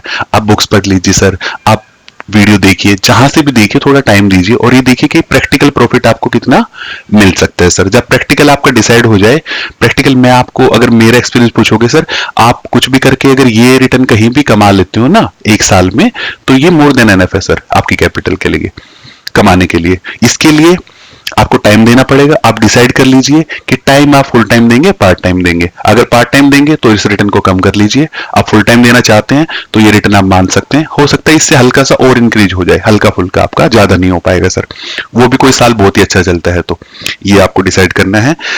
इसके बाद आपको डिसाइड करना है अपनी स्ट्रेटजी सर। अपनी स्ट्रेटजी जब भी डिसाइड करोगे, आपको एक स्ट्रेटजी, मेरा कहना आप एक या दो स्ट्रेटजी बिल्कुल फिक्स कर लीजिए। आपको सारी स्ट्रेटजी ट्राई नहीं करनी चाहिए। आप एक स्ट्रेटजी बनाओ, या कहीं से जो पहले की बनी हुई है प्री डिसाइडेड, उन पे जाइए और ये देखिए कि उसमें लॉस कितना होता है, उस स्ट्रेटजी में प्रॉफिट कितना होता है, उसका मैक्स ड्रॉडाउन कितना है, इस स्ट्रेटजी को स्केल किया जा सकता है नहीं किया जा सकता है। ये सारी चीजें एक बार ट्राई कर लीजिए। आपके जो आपने एक्सपेक्ट किया था मार्केट से, वो इस स्ट्रेटजी से मीटअप हो पाएगा नहीं हो पाएगा। आपका रिस्क ज्यादा तो नहीं आ रहा है। फॉर एग्जांपल आपको चाहिए था 20%, आप स्टेडल डिप्लॉय करना चाहते हैं, तो वो उसमें क्या है, रिस्क बहुत ज्यादा हो रहा है और रिटर्न भी बहुत ज्यादा है उसके, तो वो आपके अकॉर्डिंग है ही नहीं सर वो स्ट्रेटजी। आप जाओ सर स्टैंगल में, आप ट्राई करो, आप 500 पॉइंट दूर का स्टैंगल बेच रहे हो, लेकिन उसमें क्या है, रिस्क बढ़ा हुआ है कि किसी भी टाइम पे अगर मार्केट हिट करेगी तो बड़ा लॉस आपको हो सकता है। 4 महीने 6 महीने 2 महीने में हिट करे, लेकिन उसका रिटर्न आपका ठीक ठाक यहाँ पे मीटअप हो रहा है, तो वो भी आपके लिए ठीक नहीं होगी, उसको आप छोड़ सकते। अब उसके बाद हैजिंग, आप आईसी ट्राई कर सकते हैं, आयरन काउंटर ट्राई कर लीजिए, उसकी रेंज देख लीजिए। वो नहीं हो रहा तो आप स्टैंगल के और रेंज को बढ़ा के देख लीजिए कि उसमें आपका परसेंटेज अगर ठीक ठाक फिट हो रहा है और रिस्क भी मैनेज है तो वो किया जा सकता है। या इसको ओवरनाइट में अगर आपको प्रॉब्लम आती है स्टैंगल में, तो उसको हैज कैसे कर सकते हैं, उसके बारे में थोड़ा सोचा जा सकता है। ऐसे करके कोई भी स्ट्रेटजी बना के अपने जो आपकी एक्सपेक्ट आपने किया था उससे मीटअप कराइए सर उस स्ट्रेटजी को। जब भी स्ट्रेटजी आपकी फुल बन जाए उस स्ट्रेटजी को कम से कम लास्ट जिस भी इंस्ट्रूमेंट पे आप काम करने वाले हो, अगर आप निफ्टी पे काम कर रहे हो तो निफ्टी पे, जिस भी इंस्ट्रूमेंट पे आप काम करोगे, बैंक निफ्टी हो सकता है, सेंसेक्स हो सकता है, उस पे जाइए, बैक टेस्ट करिए सर सेम स्ट्रेटजी को। बैक टेस्ट करके आपको ये पता लगेगा क्या क्या सिचुएशन होगी तो कितना कितना रिटर्न प्रॉफिट लॉस हमें होने वाला है, वो वहां से क्लियर आपका हो जाएगा। ये हो जाए, आप इसका फॉरवर्ड टेस्ट रन कर दीजिए, बिना पैसों के सिमुलेटर पे डाल के सर फॉरवर्ड टेस्ट चल लीजिए 2-3-4 महीने, जितने आपके पास पेशेंस हो। ये पेशेंस आपका जितना होगा आप उतना ज्यादा चला पाएंगे। ये चलाने के बाद आप उसको लाइव में डिप्लॉय करिए, 1-2-4 लोड से स्टार्ट करिए, फिर अब धीरे धीरे अपनी कैपिटल को स्केल करते हुए चले जाइए। ये बेस्ट अप्रोच है सर काम करने की। ऐसा करेंगे तो आपको ठीक ठाक रिजल्ट मिलेंगे, कोई भी आपको सरप्राइज नहीं मिलेगा मार्केट में किसी दिन 1000 पॉइंट का गैप अप होगा या डाउन होगा कहीं पे, या लाइव में कोई मूवमेंट होगी बहुत बड़ी सी, तो ये मूवमेंट आप जब बैक टेस्ट कर रहे होंगे तो आपके सामने ऑलरेडी ये सिनेरियो बन चुके होंगे, तो आपके लिए सरप्राइज नहीं आएगा, आप बचा पाएंगे अपने सेटअप को। स्ट्रेटजी बनाने का, उसको यूज करने के लिए आप उसके एडजस्टमेंट का ध्यान रखें, कैसे एडजस्टमेंट, आप उसकी ओवरनाइट हेज का ध्यान रखेंगे कि वहां पे पोजीशन को आपने कैसे बचाया था, तो आप प्रैक्टिस में आ जाएंगे। जब प्रैक्टिस करेंगे लाइव में, जब भी सिनेरियो होगा तो आपके सारे सेट ऑफ रूल, आपकी प्रैक्टिस काम आएगी, आपको बचाया जाएगा सर वहां पे। ये आप ही कर पाओगे खुद से जब आप करोगे तो सर ये एक तरीका हो सकता है। और बेसिक चीजें सर, आप जब भी काम करते हो, जिस भी ब्रोकर में काम करोगे सर, ब्रोकर का आपको कंप्लीट पता होना चाहिए, ब्रोकर की सर्विसेज क्या क्या है सर, वो कैसे, आप ऑर्डर विंडो है उसका जो भी टर्मिनल है वो कैसे काम करता है, चार्ट को कैसे खोल सकते हैं, वो आप थोड़ा बार बार प्रैक्टिस करेंगे तो आपकी स्पीड बन जाएगी सर। ऐसा नहीं होना एक चार्ट को सेट करने में बहुत ज्यादा टाइम लगना चाहिए। मान लो आपको प्रीमियम चेक करना है, उसके साथ में आप इंडेक्स को भी देखना चाहते हो, तो कैसे उसको मैनेज करना है। बहुत सारे लोग मैं देखता हूँ सर, क्लास में भी आते हैं कि चार्ट को सेट करने में टाइम लग जाता है उनको, 5-5-6 मिनट में जाके एक चार्ट को ढंग से कर पा रहे हैं। वैसा नहीं होना चाहिए, आपको ब्रोकर को थोड़ा फ्रीक्वेंटली यूज करना आना चाहिए, स्पीडली आप उस पर थोड़ी प्रैक्टिस करिए। ब्रोकर को टर्मिनल जो भी आप यूज करते हैं उसको एक होना चाहिए। आप ऑप्शन ट्रेडिंग करते हैं तो ट्रेडिंग व्यू आपको बढ़िया से आना चाहिए सर। इसके जितने ऑप्शन यहाँ पे बने हुए हैं आप इनको ट्राई कर लीजिए एक बार। ट्रेडिंग व्यू पे आपकी अच्छी खासी पकड़ होनी चाहिए, कौन से क्लिक करने से क्या होगा, रोल करने से क्या होगा, फिब को कैसे प्लेस करेंगे, स्पॉट एक्शंस कैसे मार्क करेंगे, बॉक्स कहां लगता है, इसके जितने ऑप्शन अवेलेबल है उनको एक बार यूज करना आप सीख सकते हैं सर। ट्रेडिंग व्यू से आपका चार्टिंग का सारा काम यही से हो जाता है मैक्सिमम। इंडिकेटर को कैसे लगाना, उसकी सेटिंग कैसे होंगी, आप चीजों को थोड़ा सा फास्ट कर पाओ, ये आपके साथ होना चाहिए। तीसरा, आपको सर ओआई देखने का, अगर आपको डाटा कुछ भी देखना है, ओआई देखने के लिए कौन सी वेबसाइट आपको यूज करनी, बहुत सारी वेबसाइट है जो आपको ओआई दिखा रही है, आजकल ब्रोकर दिखा रहे हैं, आपका सेंसिबल जैसे हम यूज कर रहे हैं। अब जहां से भी देखो ओआई के लिए जो भी आप सोर्स यूज कर रहे हो उस सोर्स को एक बार फ्रीक्वेंट कर लो कि स्पीड में आप देख पाओ फटाफट से। ओआई को डिफरेंट डिफरेंट एंगल से देखना है, इस वीक का देखना है, इस वीक का नहीं देख के पहले 2 वीक का देखना, बाद का नहीं चाहिए, या बाद का चाहिए करंट वीक का और नेक्स्ट वीक का नहीं चाहिए, या मंथली ओआई देखना, तो वो एक बार आपको थ्रू हो जाना चाहिए उन चीजों से। ये बहुत लंबे लंबे टॉपिक नहीं है, एक बार आपने ओआई देखना सीख लिया तो आप सीख चुके हो। आपने एक बार ट्रेडिंग व्यू सीख लिया तो फिर आप बोलोगे नहीं सर, उसको प्रैक्टिस में रखोगे तो वो चलते रहेंगी चीजें। ऐसे आप ओआई को देख सकते हैं। इसके साथ में बहुत ही इंपॉर्टेंट है सर, आपको कोई भी एक सिमुलेटर चलाना आना चाहिए सर। एक सिमुलेटर के बारे में अच्छी खासी नॉलेज आपके पास होनी चाहिए। वो आप स्टॉक मुक हो सकता है, आपका ऑफस्टॉक हो सकता है, आपका एल्गो टेस्ट हो, जो भी आपको चलाना है, एक सिमुलेटर बहुत अच्छे से आपको चलाना आना चाहिए सर। उस सिमुलेटर में कैसे आपको बैक टेस्ट करना है, कैसे वो आगे जाएगा, कैसे 15 मिनट पीछे होगा, उसके रिजल्ट कैसे हम कैलकुलेट करेंगे, उसमें जब हम मार्जिन डालते तो मार्जिन ठीक गलत कैसे होता है, वो सब चीजें सिमुलेटर पे हम डाल के देख सकते हैं। और ये बहुत ही इंपॉर्टेंट है, अगर आप ऑप्शन सेलिंग में काम करते हो, आप स्ट्रेटजी बनाते हो और उसको बैक टेस्ट करते हो, तो सिमुलेटर सबसे ज्यादा आपकी हेल्प करेगा। सिमुलेटर में आजकल शॉर्टकट चलते हैं सर, आप डाटा एकदम से स्ट्रेटजी डालते हो और देखते हो कि डाटा निकल के आ गया, आपके रिजल्ट आपके सामने आ गए, वो अच्छा तरीका नहीं है। आप जब भी बैक टेस्ट चलाओ तो उसको मैनुअल चलाने का ट्राई करो। मैनुअल चलाओगे तो सिचुएशन आपके सामने होगी, आप कैंडल देख पाओगे, उसके हिसाब से डिसीजन ले पाओगे, यहाँ पे क्या डिसीजन। अगर आप 1 साल का डाटा एक ही मिनट में डालोगे और उसमें सीधा रिजल्ट निकाल दोगे तो आप सिचुएशन आपने कुछ भी नहीं देखी, बस आपको रिजल्ट पता है खाली, वो वाला अप्रोच आपका सही नहीं है। For example non direct setup में कोई स्ट्रैंगल डिप्लॉय करता है, वो 1 साल का डाटा डालेंगे, फॉर एग्जांपल एल्गो टेस्ट पे डाल दे सर उन्होंने, 2 मिनट में डाटा निकल के सामने आ गया आपके सेटअप पे, लेकिन अब जब लाइव मार्केट चल रही होगी तो आप वो सेम काम नहीं करेंगे। हो सकता है कोई कल टैरिफ आने वाला है सर, किसी चीज का रिजल्ट आने वाला, आप उस दिन क्यों डिप्लॉय करेंगे सर स्ट्रैंगल को, नहीं करेंगे आप उस दिन। तो वो आप जब मैनुअल बैक टेस्ट करेंगे तब आप उस चीज को उसमें डाल पाएंगे और तभी आपके रिजल्ट थोड़े से ठीक ठाक हो पाएंगे सर। और जब भी सिमुलेटर के कोई भी रिजल्ट होते हैं आप उनमें स्लिपेज ऐड करके रखिए सर। सिमुलेटर में और लाइव मार्केट में डिफरेंस आएगा, लेकिन आपने ठीक से बैक टेस्ट किया होगा तो ज्यादा डिफरेंस नहीं आएगा, हल्का फुल्का डिफरेंस कहीं देखने को आपको मिल सकता है सर। ये चीजें आपको पता होनी चाहिए। ब्रोकर आपका हो गया, ट्रेडिंग में मैंने आपको बताया और ओआई मैंने बताया। और जो लोग पार्ट टाइम करते हैं उनके लिए ठीक है सर, पार्ट टाइम ट्रेडर के लिए ठीक है काम करने के लिए। मैं बोलता हूं अगर आपको यूज करना है सर, आप इस चीज को सीरियस ले रहे हो, आपके पैसे डले हैं मार्केट में, तो कम से कम आप पीसी यूज करिए सर, पीसी लैपटॉप कुछ यूज करिए।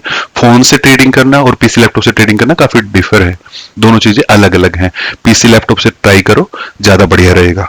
और जो लोग फुल टाइम ट्रेडर है सर, मैं सबको बोलता हूँ आजकल चीजें अच्छी हैं, आप कम से कम अगर आपको ट्रेडिंग करना है तो 2 स्क्रीन आप कम से कम यूज करिए सर। एक स्क्रीन पे आपका जो मेन इंडेक्स है, जहां आपकी पोजीशन है, वो एक स्क्रीन पे सामने चलता रहना चाहिए। उसमें आप मल्टीपल टाइम फ्रेम के चार्ट देख सकते हो सेम इंडेक्स के। फॉर एग्जांपल निफ्टी पे काम कर रहे हो तो एक चार्ट कोई 15 मिनट पे रन हो रहा है, कोई आपका 1 आवर पे रन हो रहा है, कोई 5 मिनट पे कहीं अगर कोई लेवल आया, तो ये सब चीजें आपको एक स्क्रीन पे चलती रहनी चाहिए। जब ये चले तो सेकंड स्क्रीन पे आप कहीं आप ओआई को रख सकते हैं। आपकी मेन पोजीशन जो चल रही है उसको मोबाइल से मैनेज करना है या सेकंड स्क्रीन से, या आपको कोई बैक से चल रहा था साइड में या कुछ भी, 2 चीजें आप रखोगे तो ज्यादा डाटा आप देख पाओगे, थोड़ी हेल्प हो जाती है आपकी। दूसरी स्क्रीन टच करना बहुत ही सिंपल है, 2-4 हजार का भी काम है। अगर आपकी बहुत बड़ी कैपिटल लगी हुई है, 10-20 लाख 50 लाख पे डाल के बैठे हो, तो एक स्क्रीन को साथ में डाल के रखो, ये आप एक काम कर सकते हो। और बेटर करना है, आप जहां भी काम करते हो सर, फुल टाइम ट्रेडर हो तो आप कहीं बैठ के काम करोगे, वहां पे मेरे कहने से सर, मेरा एक्सपीरियंस है, आप एक व्हाइट बोर्ड लगा के रखिए सर साइड में। कोई वीकली सेटअप आप जब भी डिप्लॉय करते हैं वहां पे नोट करके रख लीजिए सर। फिजिकल चीज जब आप सामने से देखते हो तो ज्यादा अच्छी आपको समझ आती है, ना कि आप कहीं पे आपने फोटो ले लिया या कहीं एक्सेल शीट बना के सेव कर ली, वहां से रेफर करना थोड़ा मुश्किल रहता है। आपकी चीजें जब सामने रहती है, फॉर एग्जांपल कोई स्ट्रेटजी आपने डिप्लॉय कर रखी है, उसकी ब्रेक इवन है, आपने बोर्ड पे ब्रेक इवन लिखे हुए हैं सर इस वीक के लिए, वो ब्रेक इवन जब आप देखोगे ना सामने से तो आपको याद हो जाएंगे। 1-2 दिन बाद जब काम कर रहे होगे उसका एक्सेल लेना तो आपको पहले ही पता रहेगा। तो ऐसे चीजों को, ये एग्जाम्पल बता रहा हूं मैं, ऐसे बहुत सारी चीजें होती हैं जो डेली बेसिस पे हमें याद रहती है, लेकिन जब एक्शन आता है तो हम भूल जाते हैं। अगर वो आप लिख लोगे एक वीक का प्लान पूरा कि ये करेंगे, ये ब्रेक इवन है, यहाँ पे एडजस्टमेंट का लेवल बनता है, इतनी क्वांटिटी हेज में जाएंगी, वो सारी चीजें यहाँ सामने से रेफर करते रहो, आपके बहुत अच्छी इंप्रूवमेंट होगी सर। ये एक हो सकता है। इसके साथ में रिटर्न की जैसे मैंने बात करी, आपका जो रिटर्न मान लो फॉर एग्जांपल आपने 24% बना दिया साल का सर, आप इसको एवरेज सा कर लो कि 2% बनता है मेरा मंथली, तो आप यहाँ पे सर एक ऐसा कुछ यूज कर सकते हैं चार्ट वार्ट जिसमें आपके कितने रिटर्न आ चुके हैं, आप जून तक का प्रोजेक्शन कितना है, उसमें आप कितना पीछे चल रहे, कितना आगे चल रहे, एक प्रोग्रेस सीट आपकी चलती रहे, वो भी बहुत ज्यादा हेल्पफुल होती है। वो आपको गलत ट्रेड नहीं लेने देती।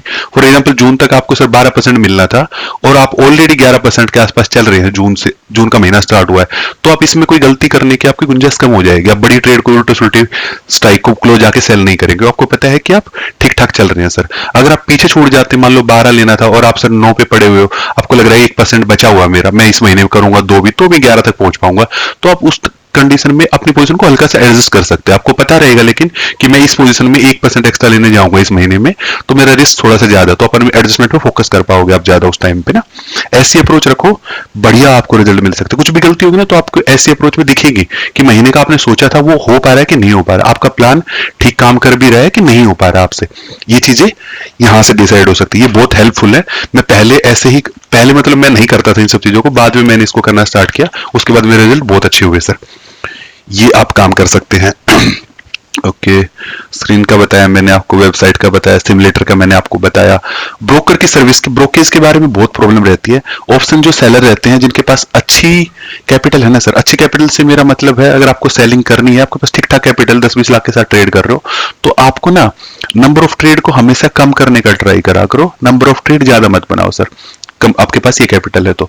उसके बाद ब्रोकरेज वाली जो टेंशन होती है ना, बहुत सारे लोग अलग अलग ब्रोकर यूज करते हैं। किसी को लगता है कि ये ब्रोकर तो 10 रुपए पर ऑर्डर ले रहा है, किसी को लगता है ये तो फ्री में करा देगा, किसी को लगता है यहाँ 20 रुपए जा रहे हैं। इस चीज की ज्यादा से टेंशन मत लो सर, अगर आपको फुल टाइम करना ही है काम तो। ये सेलर के लिए नहीं होता, ये बाइंग वालों को ज्यादा दिक्कत होती है, या फिर इंट्राडे में जो लोग काम कर रहे हैं उनके लिए ज्यादा दिक्कत है, जिनके पर डे ऑर्डर ज्यादा जा रहे हैं। जो पोजिशनल ट्रेडर है उनको इन सब चीजों में नहीं पड़ना चाहिए सर, ये बहुत हल्की चीज है।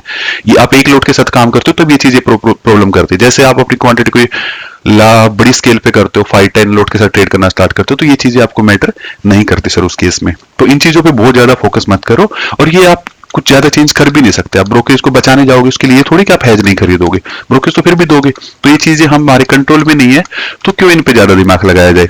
ब्रोकर को जब भी सिलेक्ट करना है, ऐसा ब्रोकर ट्राई करो सर जो आपको सर्विस अच्छी दे रहा हो, है ना। सर्विस पे ध्यान दो, सर्विस अच्छी होनी चाहिए। कुछ भी पावर डाउन होती है, किसी का सर्वर बार बार क्रैश हो रहा है, किसी को मार्जिन यूज नहीं करने दे रहा, किसी का मार्जिन अकाउंट में पड़ा है उससे पोजीशन नहीं बनाने दे रहा, या इंटरेस्ट ज्यादा चार्ज कर रहा है, उन सब चीजों पे, उन चीजों को ध्यान दो सर। आप सर्विस अच्छी लो ब्रोकर से, सर्विस अच्छी लोगे तो ब्रोकेज 5 रुपए ले, 10 रुपए ले, 20 रुपए ले दे, क्या फर्क पड़ता है सर उस चीज से? ज्यादा सा फर्क आता नहीं है ऑप्शन सेलर को। हाँ, दिन में आप करोगे 40 ट्रेड सर, फिर आपको 20 में और 10 में फर्क पड़ेगा सर, कि 20 रुपए की ब्रोकेज गई, 10 की गई, और आपकी क्वांटिटी भी अगर कम है तो तब ये चीजें मैटर करती है। सेलर को, पोजिशनल जो सेलिंग करते हैं उनको ब्रोकेज ज्यादा परेशान नहीं करती है सर। ये एक हो सकता है टैक्स वैक्स को लेके। और रही बात सर, जब भी सेटअप बनाओ, सेटअप बनाते तो हम स्ट्रेटजी डिसाइड करो ना, तो उसमें हमेशा इस चीज का भी ध्यान रखना है कि आप जो भी स्ट्रेटजी फॉलो कर रहे हो इसको स्केल किया जा सकता है कि नहीं किया जा सकता। कोई ऐसा सेटअप है जिसको आप 5 लाख के साथ डिप्लॉय कर सकते हो सेटअप को?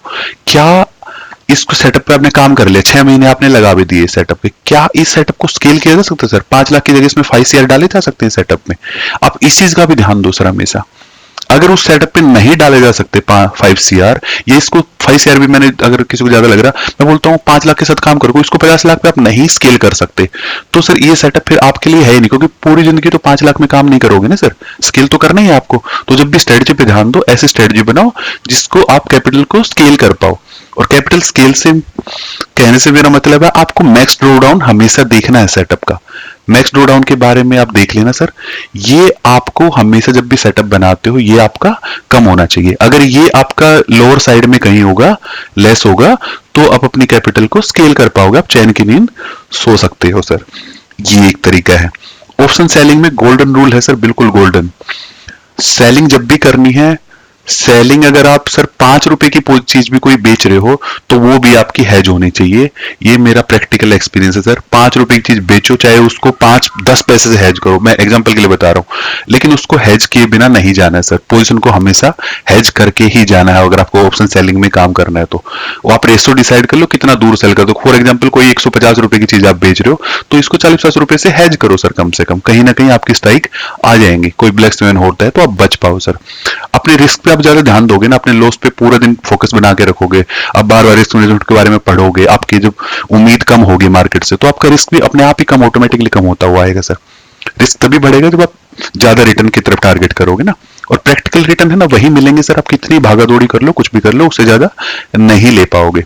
रही बात, मैं एक चीज और भी कवर कर देता हूं, प्रॉफिट के बारे में जो बेस्ट बात चल रही थी, मैं बात कर रहा हूं सर, आप जहां भी अपनी कैपिटल को पार्क करोगे, पार्क किया, जैसे किसी मेंबर ने मेरे से पूछा था, 1 मिनट रुकना, ओके जी, मैं अभी नाम याद नहीं आ रहा मुझे सर। एक मेंबर ने मेरे से पूछा कि आप कितना % रिटर्न बना सकते हैं और कहां कहां से अलग अलग से कितना आ सकता है। जहां भी हम अपनी बड़ी कैपिटल जब होती है ना सर, तो उस कैपिटल को कहीं पे पार्क करना पड़ता है हमें कैपिटल को ना। वो पार्क हो सकती है आपकी लिक्विड बीज में, जैसे 50-50% वाला एक रूल है, 50% आपको कैश मार्जिन चाहिए और 50% आप नॉन कैश इंस्ट्रूमेंट में कहीं डाल सकते हैं सर।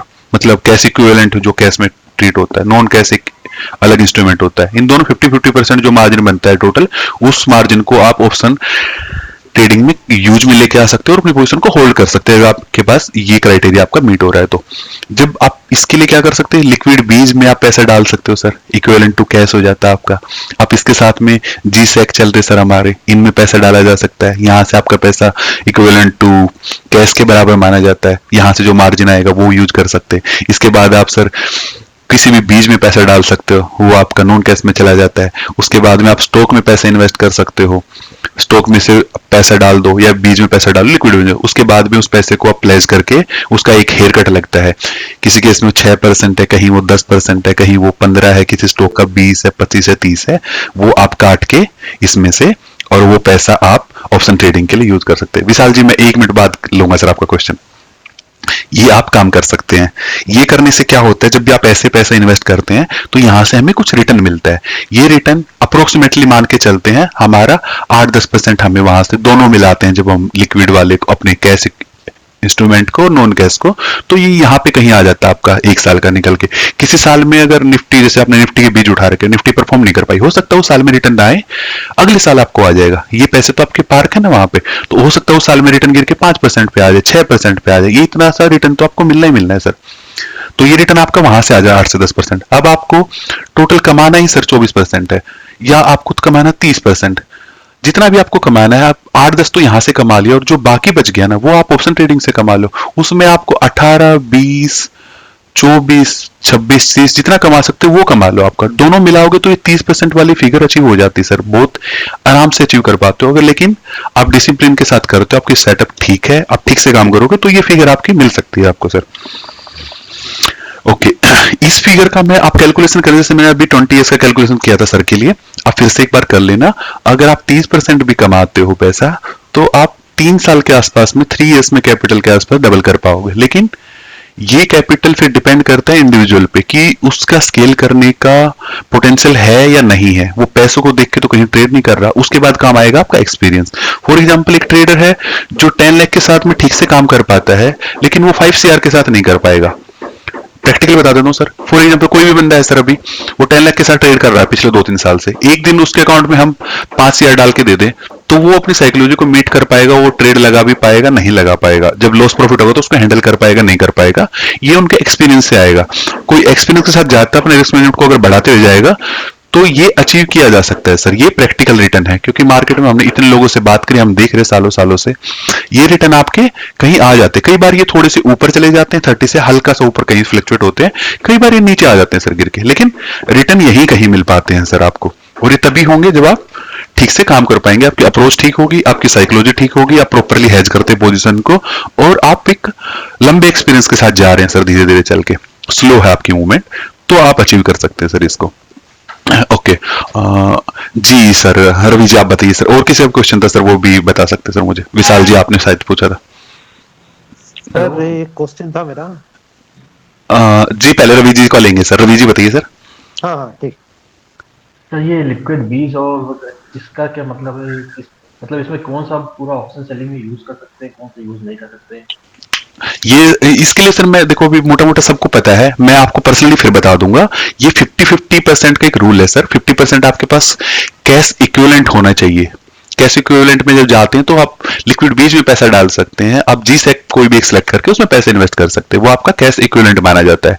उसके बाद होता है एक नॉन कैश, 50% पैसा वहां होना चाहिए। वो पैसा आपका निफ्टी बीज में, आपके म्यूचुअल फंड, कहीं म्यूचुअल फंड वाला तो आ गया, और उसके बाद आपका कहीं स्टॉक में, वहां पैसा इन्वेस्ट कर सकते हैं। जब भी आप पैसा जहां भी इन्वेस्ट, फॉर एग्जांपल आपने रिलायंस का कोई स्टॉक उठा लिया, स्टॉक उठाएंगे 10 लाख का, 10 लाख के बाद उसमें हेयर कट लग गया सर 20% का, तो ब्रोकर क्या करेगा, आपको 8 लाख रुपए फ्री कर देगा, वहां से 20% रुपए जमा हो गए आपके ना। तो जो पैसे फ्री हो गए हेयर कट के बाद में, वो कितना भी हो सकता है, स्टॉक टू स्टॉक वेरी हो सकता है, वो जो पैसा फ्री होगा आप उसको ऑप्शन ट्रेडिंग के लिए यूज कर सकते हैं सर। लेकिन जब ऑप्शन ट्रेडिंग के लिए यूज करेंगे, फॉर एग्जांपल आपने कोई पोजीशन बनाई तो 50% आपके पास कैश इक्विवेलेंट या कैश होना चाहिए और बाकी 50% आप वो मार्जिन यूज करके अपनी पोजीशन को कैरी फॉरवर्ड कर सकते हैं। अगर ये कंडीशन नहीं मीट हो, कोई ब्रोकर करने ही नहीं देते, कुछ ब्रोकर आप पे फिर इंटरेस्ट चार्ज करते हैं सर। मैं और डिटेल में आपको चाहिएगा तो मैं और अच्छे से आपको बाद में कवर कर दूंगा sir. Okay sir, okay. Okay Ravi ji. जी विजय जी आप बताइए सर प्लीज। नहीं, मैं एग्जिस्टिंग डायरेक्शनल सेलिंग के बारे में ही बात कर रहा था, जो अपना कल का पोजीशन था। नहीं विजय जी, बोला था ना, विजय जी सुनिए, डायरेक्शन सेलिंग की जो भी बात है मैं उसके लिए एक वेबिनार करा दूंगा, उसमें कवर कर लेंगे डायरेक्शन सेलिंग को लेकर, कोई भी डाउट है तो आपका। डन है सर? Okay okay sir. जी सर। जी विशाल जी सर आप बताइए, आप क्या कह रहे हैं सर? वो सर आप जो जीसेक का बोल रहे थे ना, उसमें 90% हेयर कट होता है, आई थिंक सो। 90% मिलता है, ऐसा है? वो 90% पूछने वाला था कि जी जीसेक सर। अच्छा रहेगा कि निफ्टी 20 अच्छा रहेगा, जो 6-7% देता है? सर दोनों ही अच्छे हैं, दोनों ही सेफ है सर। लिक्विड बीज ले सकते हैं या फिर आप जीसेक ले सकते हैं। 10% के आसपास का ये लिक्विड में तो 6 का ही आई थिंक 6% उसमें लगता है, और जीसेक में आपका 10% हेयर कट लगता है। 10 लाख रुपए अगर डाले तो 9 लाख रुपए फ्री हो जाते हैं सर, वहां से 9,40,000 के आसपास में। जीसेक में सर? जी सर। और लिक्विड बीज में 6% ही लगता है sir? 6% he sir I think. मैं पर्सनल लेवल पे उसमें पैसे नहीं डालता हूं सर, आपको अभी बता देता हूं, सब लोगों को पता होगा, जो पुराने मेंबर सबको पता है, मेरा पैसा इन्वेस्ट नहीं होता वहां पे। किसी को अगर करना है तो हेयर कट यही है सर, किसी में 6 है 10 है, स्टॉक में जाएंगे तो फिर बढ़ता है, वो आपका 16, 15, 20, 25 तक भी चला जाता है। स्टॉक में तो 50% कैश रखना पड़ता है, नहीं इसमें जरूरत नहीं होती शायद, ऐसा है? किसमें ये अगर स्टॉक हम ले ले, रिलायंस के कोई भी स्टॉक ले ले और फिर वो हम प्लेज कर दे तो भी हमको 50% कैश रखना पड़ता है, ऑप्शन के लिए, ऐसा है सर? ऑप्शन के लिए तो आप सर लिक्विड बीज जो ये सर माने जाते हैं, जैसे आपका लिक्विड बीज है, जीसेक है, ये आपके कैश इक्विवेलेंट है, ये कैश ही माना जाता है डायरेक्टली। अगर आपके पास पूरा का पूरा लिक्विड बीज पड़ा हुआ है, आपके पास जीसेक का पैसा पूरा, तो वो कैश के बराबर ही माना जाएगा, फिर आपको अलग से कैश नहीं रखना, आप पोजीशन को हेयर कट जितना सर रखना पड़ता है ना 10% के, वो हेयर कट जितना मैं समझा नहीं सर, पैसा उतना ही तो फ्री होता है ना सर आपका।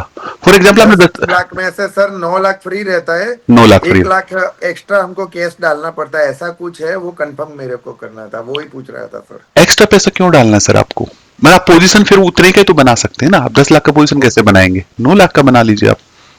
और 9 लाख का भी कोई नहीं बनाता सर, उसमें से भी कम ही यूज करते लोग। जी सर। और आप सर जो बोल रहे हैं कि आप नहीं यूज करते, तो आप किस में इन्वेस्ट करते हैं सर? आपने बोला कि 6-7% उसमें से मिल जाता है, तो आपके हिसाब से कौन सा करना चाहिए? मतलब आप बिल्कुल सिंपल ही करना चाहिए सर, कोई आप लिक्विड बीज या जीसेक में से कोई एक सिलेक्ट कर लीजिए, बाकी पैसा जो आपकी पसंद का ईटीएफ हो सर, वो निफ्टी बीज हो सकता है, आप आईटी वाईटी जहां भी आपको डालना है, बाकी 50% वहां रख सकते हैं। कोई बहुत ही ज्यादा फेवरेट स्टॉक है जिसको आप फंडामेंटली आपको पता है कि आप उसको होल्ड करेंगे 20 साल 15 साल, तो पैसा आपका वहां भी जा सकता है। वो अलग अलग इंडिविजुअल का चॉइस है। जैसे मैं डालता ही नहीं सर वहां पे पैसा, मुझे लगता है कि वहां से रिटर्न मुझे कम मिलता है, मैं उससे ज्यादा रिटर्न ले पाता हूं सर। हम ज्यादा सालों से काम कर रहे तो हम पैसे को फ्री रखते हैं कैश में, जब भी हमें कोई स्टॉक लेवल पे मिलता है तो वहां एंगेज करते हैं सर। हम जो रिटर्न हमें 1 साल में मिलना 7% वो उसको जल्दी निकाल लेते हैं मार्केट से, 2-3-4 महीने में कर लेते हैं। ओके सर, ये जीसेक में तो नेगेटिव भी होता है ना रिटर्न अभी? जी सर, जीसेक की एक कंप्लीट लिस्ट है ब्रोकर पे, आप उसमें जाइए, एक बार उसको रेफर करिए सर पहले, वो बाकी उसकी लिस्ट चाहिए तो मैं आपको भेज दूंगा सर, कौन से आपके बॉन्ड है वो एक्सपायरी के हिसाब से ना। Okay okay sir, thank you sir, thank you sir. Okay जी सर, और कोई पूछ रहा था कोई क्वेश्चन सर?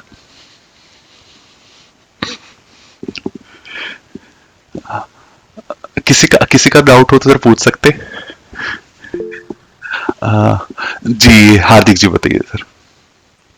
जी अभी जैसे जीसेक की बात हुई थी ना, तो liquid fund as equal as G-Sec ही है ना, या बीस और ये मैंने जैसे एचडीएफसी म्यूचुअल ये कुछ लिक्विड फंड लिए थे, तो उसमें भी मार्जिन उतना ही लिक्विड फंड था, तो उसमें भी मुझे हेयरकट कुछ 5-7% या 10% ही लग रही है। हाँ सर, और वो मार्जिन पूरा यूटिलाइज कर पा रहा हूँ। जी सर। जो भी तो जीसेक और ये लिक्विड फंड में फर्क क्या है? सर वो गवर्नमेंट का बॉन्ड है सर आपका ना, जीसेक जो भी है एक्सपायरी के साथ में आते हैं, वो हेयर कट के बाद आपके कैश इक्विवेलेंट माने जाते हैं, वो पैसा आप ऑप्शन ट्रेडिंग में यूज कर सकते हैं, ओवरनाइट होल्ड कर पाते उस पैसे से। तो हो सकता है ना कि लिक्विड फंड भी जीसेक में कुछ इन्वेस्ट किया हो। लिक्विड फंड जो होते हैं तो वो गवर्नमेंट बॉन्ड में भी वो लोग शायद पार्किंग करते होंगे ना। I don't have idea sir इसके बारे में। पब्लिक फंड्स होते हैं सर, वो अलग होता है कैटेगरी, तो लिक्विड फंड्स नहीं करते हैं उसको। और जो भी लोग जीसेक कर रहे हैं, कभी कभी जीसेक में लिक्विडिटी इशू आ जाता है और आपका जो फंड है वो डिस्काउंट पे ट्रेड होता है। मान लो आपको बेचना है तो वो प्रॉब्लम जीसेक में आती है। तो क्योंकि लिक्विड फंड में तो मेरे हिसाब से कॉर्पोरेट बॉन्ड, ये AAA ग्रेड कंपनीज वगैरह वो सब भी शायद कॉम्बिनेशन रहता होगा। लिक्विड फंड कभी भी आपको रेड में नहीं दिखेगा मोस्टली, जीसेक आपको कभी कभी रेड में भी दिखेगा। लॉन्ग टर्म में तो सब सही है सर। जो भी कैपिटल, बड़ी कैपिटल पार्क होती है ना सर, वो हमेशा लॉन्ग टर्म के लिए ही पार्क होती है, उसको रोज रोज कोई खरीदता बेचता नहीं है। तो सही है, वो तो वैसे ही होना चाहिए। हाँ, वो वैसी उसी एंगल से चलती है सर, सेफ है वो। Okay sir. जी गौरव जी आप कुछ कह रहे sir? Thank you Rahul ji. हाँ थैंक यू सर। जी सर। एक्चुअली मैं तो सर पोजीशन ही डिस्कस करना चाह रहा था, अगर ये आप अलाउ करें तो। मैं पोजीशन सर कैसी है, मतलब डायरेक्शन सेलिंग वाली पोजीशन है या दूसरी है कोई? नहीं डायरेक्शन की तो मेरी रहती कमी है सर, अभी तो नॉन डायरेक्शनल ही है। ऊपर 26,100 का है कॉल सेल किया हुआ, हैज थोड़ा सा दूर है, 26,400-500 के आसपास होगा शायद। Right sir. नीचे है 25,500 का पुट है। Okay sir.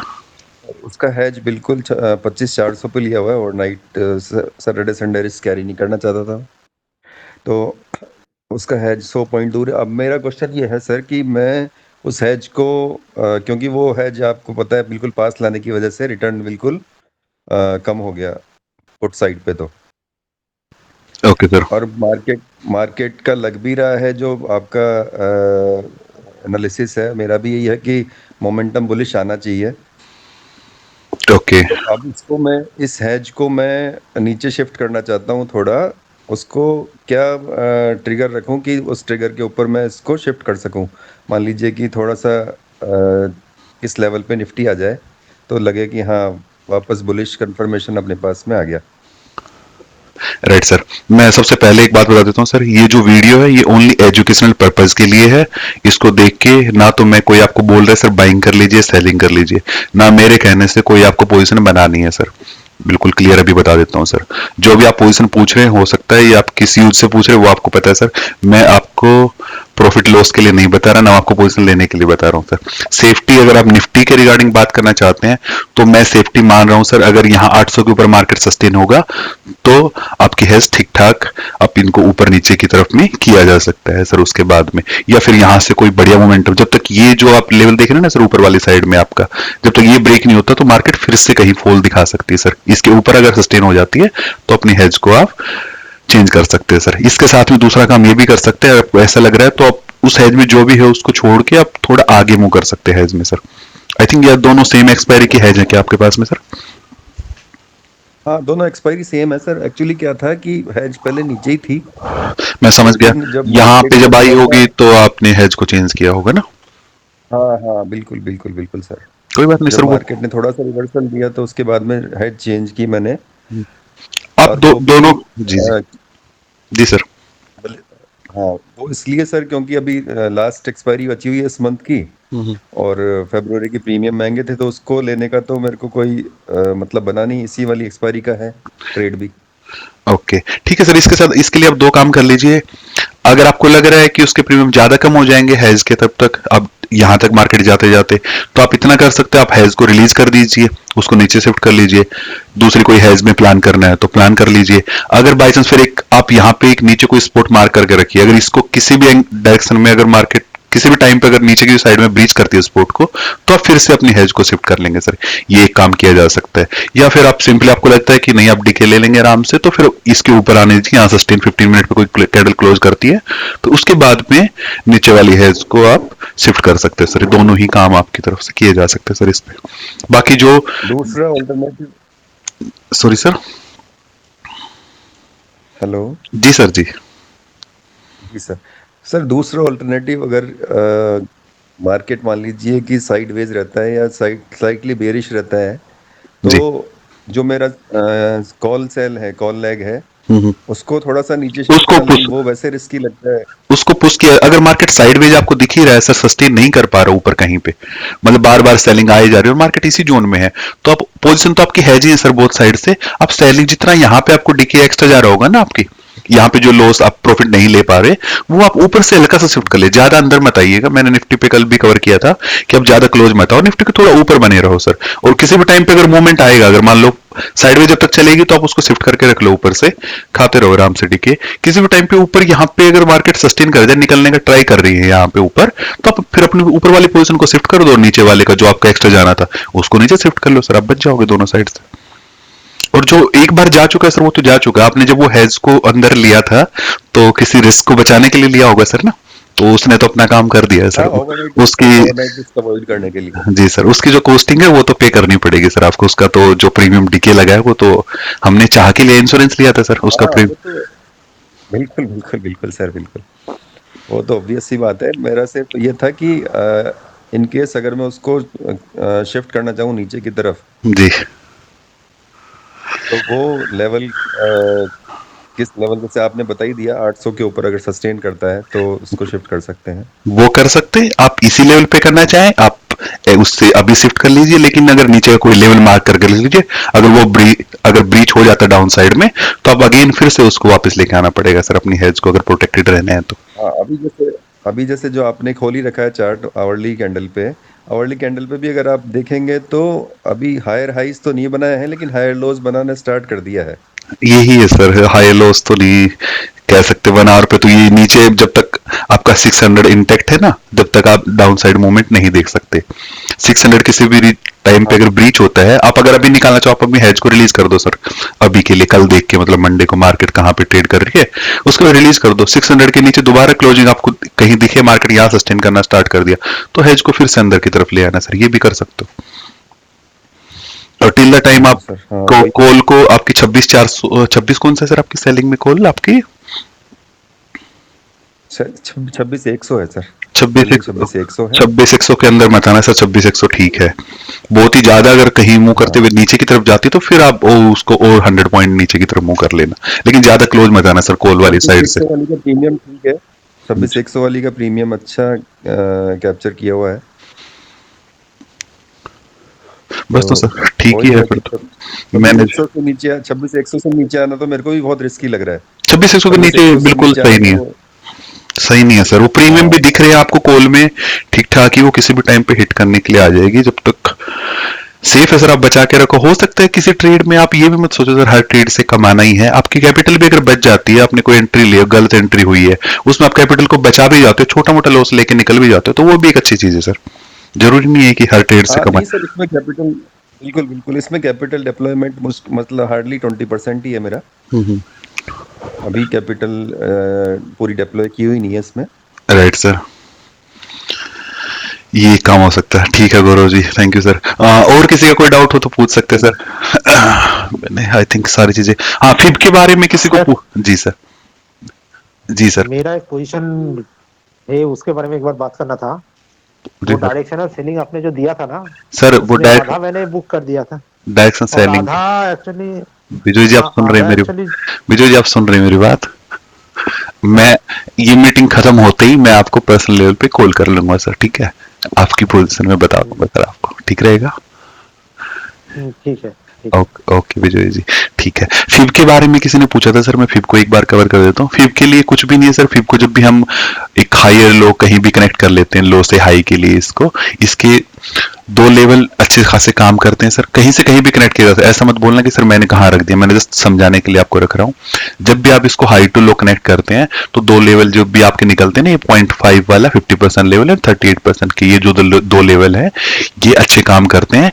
आपके कोई भी आपको री एंट्री करना है या आपको ट्रेड में बने हुए आपको एग्जिट लेना है, जब भी इन लेवल पे मार्केट आती है तो वहां पे आपको देखना है कि वहां से मार्केट कैसा बिहेव कर रही है। जब भी इस लेवल पे आती है 38 पे, अगर मार्केट ऊपर से नीचे लगाया और यहाँ पे 38 आ गया तो बहुत हाई चांस है कि 38 से उसको रिवर्सल लेना, तो वो इसी लेवल से रिवर्सल कर लेगी आपका। तो वहां पे थोड़ा आपको ज्यादा ध्यान रखना होता है। इसमें 2 लेवल इंपॉर्टेंट है, 50% वाला और 38% वाला। इन लेवल को मार्केट रेस्पेक्ट करती है। फिर आपकी फिब को जब प्लेस करेंगे तो आप डिफरेंट टाइम फ्रेम में रख के भी प्लेस कर सकते हैं। आपको इसको high to low, low to high पे रखना होता है सर।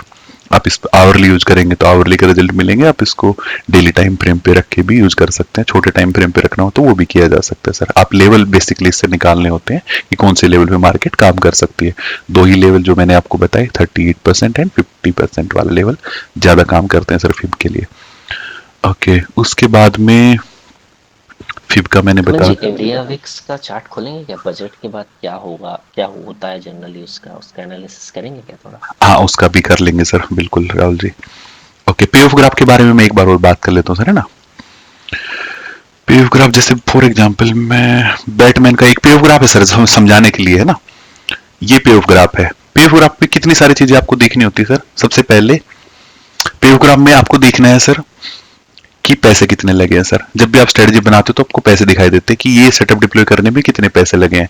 ये पैसे वेरी करते रहते हैं हमेशा प्रीमियम पे सर। आपने कितने प्रीमियम सेल बाई कर रखे हैं उसके अकॉर्डिंग ये पैसे ऊपर नीचे होते रहते हैं सर आपके। ये पैसे आप चेक कर सकते हो। सेकंड, आपका पीएनएल जब लाइव में चलती है तो यहाँ पे फ्लक्चुएट होता रहता है। माइनस में जाएगा तो रेड दिखेगा और ग्रीन में रहता है तो आपका प्रॉफिट दिखता रहता है। मैक्स प्रॉफिट आप यहाँ से चेक कर सकते, किसी भी सेटअप का मैक्स प्रॉफिट क्या है सर। जरूरी नहीं है मैक्स प्रॉफिट ही आपको हमेशा मिले, लेकिन मैक्सिमम कितना आ सकता है सेलिंग में वो यहाँ दिखता रहता है। मैक्स लॉस आपको यहाँ दिख, अनडिफाइंड दिख रहा है तो मतलब अनलिमिटेड लॉस है, या फिर ये परसेंटेज में पैसों में आपको दिखाई दे सकता है कि कितने पैसे और कितनी परसेंट आपको लॉस हो सकता है वो दिखाए। उसके बाद ये प्रोबेबिलिटी ऑफ प्रॉफिट है सर, ये कितनी है आपके सेटअप के लिए वो आप देख सकते हैं यहाँ से जब पे ग्राफ बनाएंगे। उसके बाद में नेट क्रेडिट है सर, ये आपका वो प्रॉफिट है जो आपको कहीं सेंट्रल लाइन के आसपास में मिलता है सर। ये मैक्स प्रॉफिट से हमेशा कम रहता है सर। उसके बाद एक रेंज मिलती है ब्रेक इवन रेंज सर आपको। ये ब्रेक इवन है सर सेटअप के। आपकी सेलिंग लेग कुछ भी हो सकती है, लेकिन उसके बाहर भी जो आपको एक्स्ट्रा प्रॉफिट, जहां तक आप एक्सपायरी टाइम पे ऑन एक्सपायरी टाइम, जब आपकी एक्सपायरी आएगी उस टाइम तक क्या लिमिट मैक्सिमम हो सकती है कि उसके बाद आपको लॉस आएगा, उससे पहले आप अगर मार्केट क्लोज होती है तो आप जीरो या ग्रीन में निकलेंगे उसके बाद में। ये आपकी ब्रेक इवन रेंज रहती है। ये ब्रेक इवन रेंज हमेशा सेलिंग जो आपके सेलिंग पॉइंट्स रहते हैं उनसे ज्यादा रहती है ब्रेक इवन की रेंज, ये हो सकता है। उसके साथ में अब जब पेव ग्राफ को देखते हैं तो आपको देखना होता है सर आपकी सेलिंग कहाँ पे मार्क हो रखी है, उसमें आपकी बाइंग कहाँ पे मार्क है इसमें, और इसके साथ में नीचे एक ब्लू लाइन चलती रहती है सर। ये ब्लू लाइन आपका पर्टिकुलर डे को इंडिकेट करती रहती है कि आज कंडीशन होगी तो क्या क्या होंगी। जस्ट ये फिर से कैलकुलेशन है, ये हल्के से चेंज होती रहती है, डिपेंड करता है इंडेक्स कितनी मूवमेंट कर रहा है उस टाइम पे, प्रीमियम कितने स्पाइक हुए, मार्केट में कैसा माहौल है, फास्ट मूवमेंट है, स्लो मूवमेंट है, वो भी एक इफेक्ट आता है। लेकिन इसके आसपास के फिगर आपको देखने को मिलते हैं।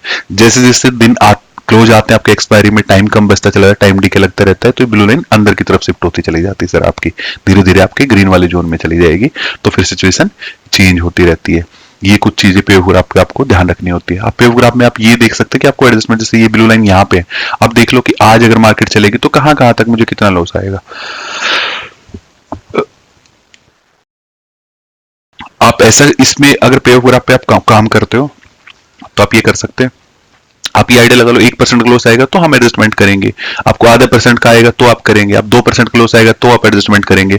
तो पेव ग्राफ से आपको ये आइडिया लग जाता है कि कहां जाने के बाद रफली, जैसे 1% की बात करते हैं, यहां आने के बाद रफली आपको 1% का लॉस आ जाएगा, तो आप मेंटली प्रिपेयर कर सकते खुद को कि 25,490 आएगी, 500 आएगी तो 1% के आसपास मैं लॉस में रहूंगा, उस टाइम पे मुझे एडजस्टमेंट करने हैं।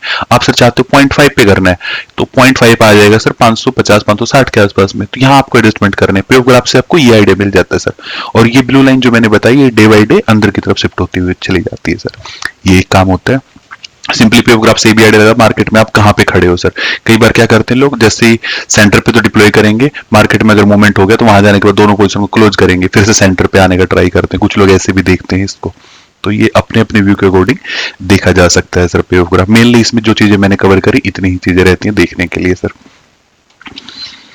ओके, ये एक हो गया पेव ग्राफ का, फिब का मैंने बता दिया। ओके, ऋषि जी ने पूछा था सर, ओके ऋषि जी ने पूछा था 20-30 पॉइंट इंट्राडे में काम करने के लिए। ऋषि जी 20-30 पॉइंट इंट्राडे में काम करने को बहुत इजी भी है, आप आराम से बना सकते हो, और ना करने के लिए सर सबसे मुश्किल काम भी है। 20-30 पॉइंट इंट्राडे में रेगुलर बेसिस पे बनाना बहुत ही मुश्किल काम है सर। इंट्राडे में अगर हम डिफाइन करें कि डेली बस एक ही पॉइंट बनाना है या 2 ही पॉइंट निकालने निफ्टी से, वो भी मुश्किल काम है सर, क्योंकि इसमें आता है सारा रेसो गेम है सर। ये कंप्लीटली रेसो गेम कैसे है मैंने पहले भी बताया, आई थिंक राहुल जी हंस रहे होंगे। बिल्कुल 20-30 पॉइंट कमल जी 6% हो जाता है। हाँ नहीं 3.5% हो जाता है। हाँ, तो ये 20-30 आप जैसे ऋषि जी का क्वेश्चन है कि सर 20-30 पॉइंट इंट्राडे में निकालना है, 20 निकाल लो 30 निकाल लो, ये आप निकालना बहुत इजी है। कैसे? आप दूर दूर सेल करके आराम से निकाल सकते हो। आप नेक्स्ट एक्सपायरी में काम करके 20-30 पॉइंट बहुत इजी आ जाते हैं। कहीं स्पाइक हो रखा हो इंडेक्स आपका, दिन में कोई ऐसे मूवमेंट दिख जाए तो वहां डीके लिया जा सकता है, उसके लिए भी रूल कुछ बनाते हैं तो बन सकते हैं। लेकिन इसमें प्रॉब्लम क्या है, आप 20-30 तो ले लोगे, ये तो प्रॉफिट तो आप बुक कर लोगे, अब आपको काम करना होता है लॉस पे सर। आपको ये डिफाइन भी करना होता है, जब 20-30 पॉइंट लेने जाते हो तो आपको लॉस भी डिफाइन करना पड़ेगा, कितना लॉस आप मैक्सिमम ले सकते हो। फॉर एग्जांपल आपने 9:30 पे एक पोजीशन डिप्लॉय कर दी, 20 पॉइंट के लिए आप चले हो लेने के लिए। अब कैसे होगा? ऐसा तो नहीं होगा सीधा एकदम से 20 आ जाएंगे, और जीरो से स्टार्ट करोगे, कभी ये ऊपर जाएगा, कभी नीचे जाएगा, कभी प्रॉफिट में कभी लॉस में। तो आपको ये लिमिट डिसाइड करनी है ऊपर की और नीचे की। अगर आप 0 से 20 लेके जा रहे हो सकता है ये 20 आपका 10 बार ट्रेड करते हो 8 बार आ जाए सर, लेकिन ये 8 बार कैसे आएगा? 0 से ये 2 बार तो सीधा 20 तक पहुंच जाएगा, 2 बार ये 0 से पहले 5 माइनस तक जाता है फिर ऊपर आ जाता है। लेकिन 2-3 बार ऐसा भी होता होगा ये 0 से पहले नीचे 30 तक जाता होगा, -30 तक, फिर घूम के 20 तक आता होगा, ऐसा कुछ कंडीशन बनती होंगी। अब आपको ये डिसाइड करना है कि लॉस कितना आने के बाद आप पोजीशन को काटोगे। जब इसका रिस्क रिवार्ड रेशो बनाते हो, दोनों का आप रेशो बनाओ कि इतना लॉस आ गया तो हम पोजीशन को कट कर देंगे, तो क्या होगा, जो ये 8 बार आना था ना, ये 8 की बजाय कम हो जाएगा आपको, क्योंकि 2-3 बार तो मार्केट -30 तक घूम के आई है और आपने लॉस डिफाइन कर दिया, मान लो 20 पॉइंट का लॉस डिफाइन करके बैठे हो, तो 2 केस तो पहले ही कट गए, तो 8 में सब 6 बार ठीक हो पाए। अब 4 बार आपका लॉस फिर ज्यादा कटेगा सर, 20-20 वाला बार बार कटेगा, तो आपके रिस्क और रेशो में प्रॉब्लम आ जाएगी। अब बना तो लोगे 30, लेकिन वापस भी देने आपको पड़ेंगे सर। कमल जी, मेरा क्वेश्चन एक्चुअली मिस इंटरप्रेट हो गया है। जी सर, आप फिर से बता जैसे दो। मेरी अपनी है, एक मिनट मैं फिर से कर देता हूँ। सेकंड पार्ट ठीक है, फर्स्ट पार्ट में मैं कोई स्ट्रैटेजी नहीं खोज रहा हूँ 20-30 पॉइंट के लिए। मेरे पास अपना एनालिसिस के हिसाब से मेरे यहाँ से 30-40 पॉइंट मार्केट ऊपर जाएगा मिनिमम, 50 पॉइंट। ठीक है सर। ठीक है, अब मेरे को वहां पे एक ट्रेड लेना है just to increase my conviction with minimum profit. Okay sir. मतलब मैं 20-30 पॉइंट स्पॉट का बोल रहा था, मेरे को पॉकेट में 20-30 पॉइंट नहीं चाहिए। ओके, स्पोर्ट पे मेरे को 20 पॉइंट। स्पॉट, हाँ स्पॉट का 20-30 पॉइंट या 50 पॉइंट यहाँ से मेरे हिसाब से ऊपर जाएगा। ये वैसी वो कैंडल फॉर्मेशन हुई है प्राइस एक्शन की सपोर्ट के पास, कि यहाँ से कम 50 पॉइंट ऊपर जाना चाहिए। नहीं भी जा सकता है, नीचे भी जा सकता है। नीचे भी जा उस सकता जगह पे मेरे को कौन सी ऐसी स्ट्राइक प्राइस चूज करनी चाहिए जिससे कि मेरा थीटा डीके भी कम लगे और मेरी पोजीशन हेज पोजीशन रहे, सेफ रहे। अब डिकी को कम लॉस करना। तो होगा जी जी क्योंकि हम लोग को ऑप्शन का नॉलेज नहीं है सर। सर देखो, इसके लिए हम आइडेंटिफिकेशन कर रहे हैं, तो हम ट्रायल करते करते छोटे छोटे से सीखते जाएंगे कि right sir. How to identify that. Okay, जब भी आप पोजीशन कुछ भी करो सर, आपको किसी मूवमेंट का आइडिया लग रहा है, फॉर एग्जांपल जैसे आपने बताया सर, मार्केट यहाँ पे कहीं खड़ी है, आपको पता लगा कि यहाँ से मार्केट अपसाइड मूव कर सकती है, आपने उसके लिए कुछ भी चेक किया हो सर, इंडिकेटर चेक किया हो, एक्सवाइजेड कुछ भी चेक कर सकते हो आप, आपको इतना पता लग गया। अब इसको कैप्चर करने के 2-3 तरीके हैं सर। सबसे पहले आप एग्रेसिव हो जाओ, यहीं पे सेल करो इस पोजीशन को, ये इसी को सेल करो और आप पोजीशन कैप्चर कर लो। सेकंड क्या हो सकता है, और भी ज्यादा सुपर एग्रेसिव आपको होना है तो क्या करो, यहाँ सेल मत करो सर, इन द मनी में घुस कर सेल कर दो। आपको पता है 100 पॉइंट की मूवमेंट आएगी, 100 पॉइंट पहले इन द मनी बेच दो, और ज्यादा प्रॉफिट आएगा सर। आप सुपर एग्रेसिव हो, आप थोड़ा सेफ जाना चाहते हो, इससे नीचे आ जाओ, इसको सेल कर दो, आपको इसको सबसे ज्यादा प्रॉफिट होगा जो इन द मनी में बेचेंगे, जो एट द मनी वाले मीडियम टाइप प्रॉफिट, जो दूर बेचेगा ये सेफ है, कम प्रॉफिट जो और दूर बेचेगा वो और ज्यादा सेफ है। ये हो गया स्ट्राइक प्राइस सिलेक्शन का क्राइटेरिया सर। आपको कितना एग्रेसिव होना है ये डिसाइड होगा आप कितना कमाना चाहते हो सर, है ना। आप कम कमाना चाहोगे तो आपको क्यों एटीएम बेचना सर, आप दूर जाके बेच लो। अगर आपको कमाना ही ज्यादा है तो सर आपको इन द मनी बेचो, फिर ज्यादा कमा पाओगे, है ना। लेकिन तीनों ही केस में, हाँ तीनों ही केस में जब भी आप एग्रेसिव होगे तो आपका रिस्क सर बिल्कुल सबसे ज्यादा किसको रिस्क है, इन द मनी वाले को। एटीएम को सबसे कम रिस्क है, जो सबसे ज्यादा दूर बैठा है उनको सबसे कम रिस्क है सर। ऐसा ही रिस्क साथ में आपका चलता रहेगा सर। इसके साथ में सेकंड जो पॉइंट आता है वो आता है आपका एक्सपायरी का। एक्सपायरी भी सेम यही काम करती है।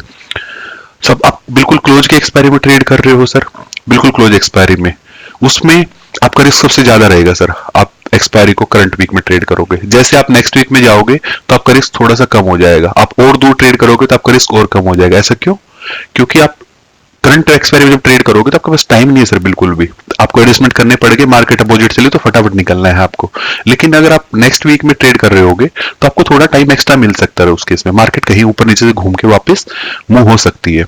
और इसके साथ साथ में जो नेक्स्ट एक्सपायरी के प्रीमियम है वो आराम से मूव करेंगे सर, इतना फास्ट मूव नहीं कर पाएंगे जितना आपके करंट एक्सपायरी के ऑप्शन ट्रेड कर रहे होंगे उस स्पीड में। तो आप दो टाइप से, जैसे मैं हमेशा बोलता हूँ सर, दो टाइप से आप दूर रह सकते हैं। आप स्ट्राइक से दूर रह सकते हैं अपने एटीएम से, और सेकंड आप एक्सपायरी को दूर रख सकते हैं। अब कैप्चर, जैसे मैंने बताया सर, पॉइंट को कैप्चर करने के तरीके यही है। अगर मार्केट आपको पता लग रही है डायरेक्शन ऊपर जा रही, तो आपको कुछ ना कुछ तो बेचना पड़ेगा सर। आप क्या बेचोगे वो अपने रिस्क प्रोफाइल के अकॉर्डिंग आप सिलेक्ट कर सकते हैं सर। जी मैं इसमें कुछ ऐड करूं क्या? जी Rahul ji please sir. Rishi ji basically आपको अगर स्पॉट के 30-40 पॉइंट पकड़ने हैं तो, क्योंकि निफ्टी तो अच्छा भागती है 150 इधर 150 उधर, तो आप पकड़ो 0.8 से 0.9 का डेल्टा। मतलब अगर ऑप्शन चेन खोलेंगे तो आज अगर निफ्टी 26 तो 26,400, जैसे ही निफ्टी 100 पॉइंट भागेगी तो वो कॉल भाग जाएगी, अगर उसका 0.8 डेल्टा 80 पॉइंट कॉल भाग जाएगी। लेकिन प्रॉब्लम क्या आएगी इसमें, यहाँ पे आपको लिक्विडिटी नहीं मिलेगी फ्यूचर एक्सपायरीज में, क्योंकि आपका स्पॉट तो चेंज होता रहता है बैक टू बैक। तो मैं भी इस पे थोड़ा काम कर रहा हूँ, मतलब मैंने सोचा है अपने कर लेते हैं Rahul ji we will do this in personal. मेरे को आपसे काफी कुछ सीखना है, ऐसे भी आपकी डेट है मेरे साथ आज। अरे हाँ कमल जी, मैंने ऋषि जी, मैं आपको बताना ही भूल गया, ऋषि जी हमें स्टॉक्स का सेशन देंगे, इनको भी आप अगर टाइम दे पाए कल या परसों में सबके लिए। मैं बोलना ही भूल गया आपको, आपका था ना स्टॉक्स का जो नॉलेज। पहले आप देख लो जी कुछ आता है जाता है कि नहीं है, नहीं सर, फिर कराएंगे। आप रिकमेंड करो, काहे को भी बिना मतलब का। नहीं सर, का नहीं वही सेशन जरूर चलवा रहे कराएंगे सर। हो। ओके। नहीं, आपसे मैंने 5 मिनट ही 10 मिनट ही बात करी है, तो अच्छा मतलब आप इनका स्टॉक्स का स्ट्रेटजी है सर एक, वो हमें सीखना चाहिए। ऋषि जी से सर मेरी बहुत बार बात हुई है, 1 घंटे से कम बात नहीं करते हम जब भी करते हैं। अरे नहीं सर, वो आपसे ये स्टॉक के बारे में उतनी बात नहीं हुई, हम तो आपसे सीख रहे हैं। इनसे बात हुई थी मेरी, तो we will have a small chit chat on this. तब मैं ये वाला पॉइंट क्लैरिफाई कर दूंगा। I just want to enter it, मतलब आपकी डायरेक्शन में तो हम एंटर कर रहे हैं, साथ में हम अपने तरीके से भी कुछ सीख के करना चाहते हैं ताकि वो साथ में लर्निंग हो जाए। जिनको सपोर्ट और रेजिस्टेंस बहुत मतलब जो बहुत अच्छे से प्ले करते हैं ना, उनके लिए ये वाला सर ये वाला थोड़ा अच्छा रहेगा सर। ओके, मैं बाकी लोगों से पूछ लेता हूँ सर, और किसी का कोई डाउट बचा हो सर, या किसी का क्वेश्चन रह गया हो तो मैं उसको कवर कर देंगे। नहीं, सेशन काफी लंबा हो गया सर, उसको मैं फिर क्लोज करा दूंगा। Please sir. किसी का कुछ बचा हो तो सर बता सकते। किसी का अभी भी कोई डाउट पेंडिंग है, अगर मैंने किसी का कवर नहीं किया है तो आप ये कर सकते सर, आप मुझे पर्सनल पे मैसेज कर देना, मैं वहां से आपका ले लूंगा सर, आपका कोई क्वेश्चन बचा होगा तो ना। So how to lock profits? हाँ ओके जैसे कोई ट्रेड चल रहा है उसको हमको लॉक करना है, ओके। तो हेज के साथ करते हैं या उसको एसएल लगा के करते हैं, कैसे करते हैं? How to lock profits? दोनों ही अप्रोच हो सकती है मैम इसके लिए। शुक्ला जी मैं कवर करूंगा मैम के बाद में। इसके लिए दोनों ही अप्रोच हो सकती हैं। फॉर एग्जांपल आपका प्रॉफिट किसी ट्रेड में आ गया, आपने कोई सेल कर रखा है, उसका कोई हेज पड़ा हुआ आपके पास है ना, और मार्केट आपके फेवर में चलती हुई जा रही है और आपको एक प्रॉफिट आ चुका है सर्टेन अमाउंट। आप इस प्रॉफिट को अब क्या या तो बुक कर सकते हैं, सबसे पहला सिनेरियो। सेकंड, आप इसको ट्रेल कर सकते हैं। ट्रेल करने के लिए क्या करना पड़ता है, अगर ऊपर जा रहे हैं, आजकल ब्रोकर में फीचर अवेलेबल है। मेरी आवाज ठीक आ रही है आप लोगों को? हाँ जी सर। ओके। आजकल ब्रोकर आपको फीचर प्रोवाइड कर रहे हैं कि प्रॉफिट फॉर एग्जांपल आपका 4000 आ गया है, आप उस पे ट्रेलिंग का ऑप्शन डाल सकते हैं कि प्रॉफिट 3500 लॉक हो जाए आपका, जैसे एल्गो करते हैं आपका। जैसे ये 4000 से 45 हो जाए तो जितने आप लिमिट डालेंगे आपका प्रॉफिट फिर 4000 पे लॉक हो जाए। एवरी 500 पॉइंट के मुंह पे 500 ऊपर मुंह हो जाए आपका प्रॉफिट भी।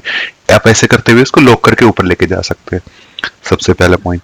आप इसको वैसे नहीं कर रहे, आप इसको मैनुअली भी कर सकते। 4000 आ गया तो आप मान सकते कि या तो इससे ज्यादा हम लेंगे, अगर नीचे आएगा तो थोड़ा उसको आपको स्पेस देना पड़ता है। स्पेस दे दो आप उसको 3500 का, 500 पॉइंट का स्पेस, 500 रुपए का स्पेस दे दो। 3500 किसी भी टाइम पे आ गया तो पूरी पोजीशन को आप काट देना। उसमें क्या होगा, आपका प्रॉफिट बढ़ने के चांस बचे हुए थे, लेकिन हल्का जितना आप उसको गैप दोगे उतने पोजीशन अगर आती है तो आप उसको मैनुअली कट कर सकते हो। ये दूसरा काम किया जा सकता है। इसके साथ में आप इस पोजीशन को होल्ड ही करना चाहते हो अभी और लंबे टाइम के लिए, तो आप क्या करो, कोई ये पोजीशन आपकी मंथली पड़ी हुई है तो आप कोई वीकली हेज ले लो और ये आइडिया लो कितने दिन तक आपको होल्ड करना है पोजीशन को। उसके अकॉर्डिंग एक्सपायरी सिलेक्ट करके कोई एक और हेज डिप्लॉय कर दो साथ में यहाँ पे बीच में। वो हेज डिप्लॉय करने से क्या होगा, अगर मार्केट बाई चांस बहुत नीचे आ भी गई ना तो आपका प्रॉफिट नहीं जाएगा आपके हाथ से। लेकिन अगर ऊपर वाली साइड में बिना हेज के अगर प्रॉफिट होना था, मान लो 2000 और बढ़ना था आपका, तो ये हेज की जो कॉस्टिंग है वो आपको फिर इसमें से निकालनी पड़ेगी। 2000 के बजाय हो सकता है वो 1500 रुपए ही बढ़ पाए या 1000 रुपए ही बढ़ पाए आपका, लेकिन वो इससे ज्यादा बढ़ेगा तो उसमें आप इस पोजीशन को होल्ड भी कर पाओगे आने वाले टाइम के लिए। बट हेज लेने से मतलब ये तो बचा नहीं रहेगा, ये है कि लॉस ज्यादा नहीं होगा। ये भी बच सकता है आप टाइमली अगर हैज ले लेते हैं तो, और सही से आपने हैज चूज कर लिया तो मैम, अगर आप उसको पोजीशन इसको इसके लिए हम क्या करेंगे, डायरेक्शन सेलिंग का जब मैं वेबिनार कराऊंगा ना मैम, तो एक्स को एक एग्जांपल के साथ मैम समझ लेंगे। ठीक है जी मैम। अब मेरे से कोई और भी पूछ रहे थे सर, किसी का क्वेश्चन था? सर इंडिया विक्स का क्या होगा फरवरी के बाद, हिस्टोरिकल डेटा? ओके हाँ, इंडिया विक्स जी। शुक्ला जी आप बता दीजिए, मैं इंडिया विक्स का चार्ट खोल रहा हूँ तब तक। सो एक टॉपिक रह गया, वो इचिमाको इंडिकेटर को आपको स्टॉक पे कुछ बताने वाले थे। ओके स्टॉक पे, ओह माय गॉड पता नहीं।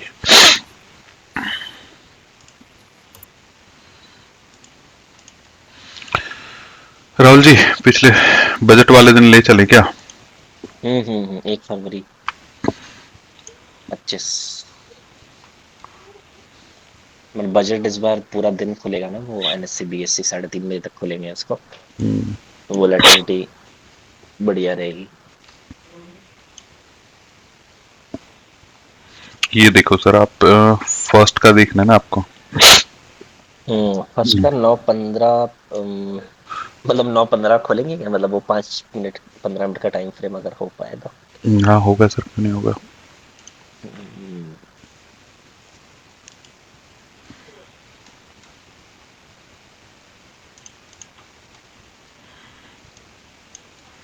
1 आवर है ना ये भी, 15 मिनट पे ले लेगा तो चार्ट को, सही है।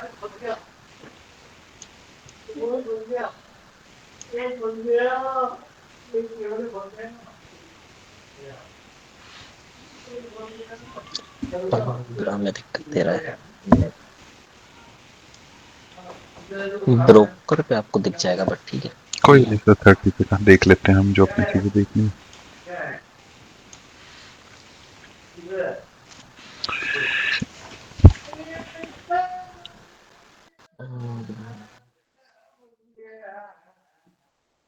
मतलब आईवी हाईएस्ट मॉर्निंग में है अपनी, 10 बजे भी नहीं है।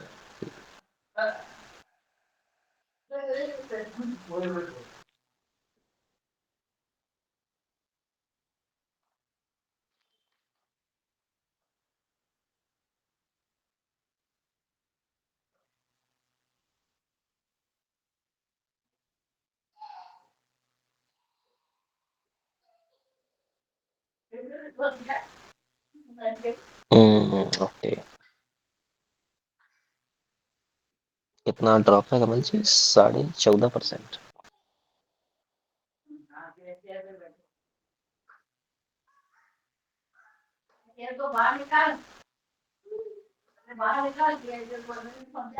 आपकी आवाज नहीं आ रही है कमल जी, आप बोल रहे हैं क्या कुछ? ओके, हाँ सर, मैं ये कह रहा था कि प्रीमियम एकदम से मेल्ट हो गए हैं सर, है ना। वही 14-50% बहुत ज्यादा है सर एकदम से, और सिंगल डे में इतना ड्रॉप होना बहुत बड़ी मोमेंट है वो इंडेक्स के लिए। और इसके बाद भी ये आईवी बढ़ी है कमल जी? नहीं, फॉरवर्ड फॉरवर्ड करेंगे कि उसके मतलब बाद अभी भी यही है? ऐसे ही चलती रही। बाद में फिर धीरे धीरे कहीं प्रीमियम बढ़ना स्टार्ट हुआ हल्का सा, फिर तो आप देख लो सर, बाद में तो ये आएगी नीचे, यहीं पे सस्टेन हुई थी कंटिन्यू। फिर ये आपका 7 अप्रैल का होगा, ये 7 अप्रैल को तो तबाही उठी थी सर। हाँ ये तो चलो एक अलग इवेंट है, मतलब बजट वाले दिन। ओके ठीक है। बजट आप वाला, कमल जी 15 फरवरी के आसपास प्लान कर रहे हैं ना वो अलग डिप्लॉय करने का? हाँ ईयरली ट्रेड, हाँ स्ट्रैडल ईयरली ट्रेड 15 के आसपास में डिप्लॉय कर देंगे सर, स्टेबल हो कमल जाएगी जी ये मार्केट। आईवी अच्छा स्टेबल के कारण, आईवी के कारण नहीं है। ओके हाँ, 1 साल की ट्रेड है सर, आईवी तो उस टाइम पे मिल भी ठीक जाएगा, वैसे बिल्कुल ही 10 पे मिल गया तो नहीं करेंगे सर, रुक जाएंगे हम तो, क्या जल्दी है। 1 साल की ट्रेड एक बार मारनी है तो आगे पीछे कर सकते हो उस ट्रेड को, 10-15-20 दिन, महीना भी अगर करना पड़ जाए तो किया जा सकता है सर। या फिर अच्छे लेवल अगर निफ्टी पे हम बढ़िया व्यू बनाते हैं तो हो सकता है हम एक ही साइड डिप्लॉय करें, दूसरी साइड को डिप्लॉय ना करें साथ में, ये भी कर सकते हैं। मतलब बजट वाले दिन उसे डिप्लॉय करना बिल्कुल सही नहीं बजट वाले दिन है, आईवी छुट्टी, ज्यादा है तो भी। बजट वाले दिन राहुल जी छुट्टी करना सबसे अच्छा है।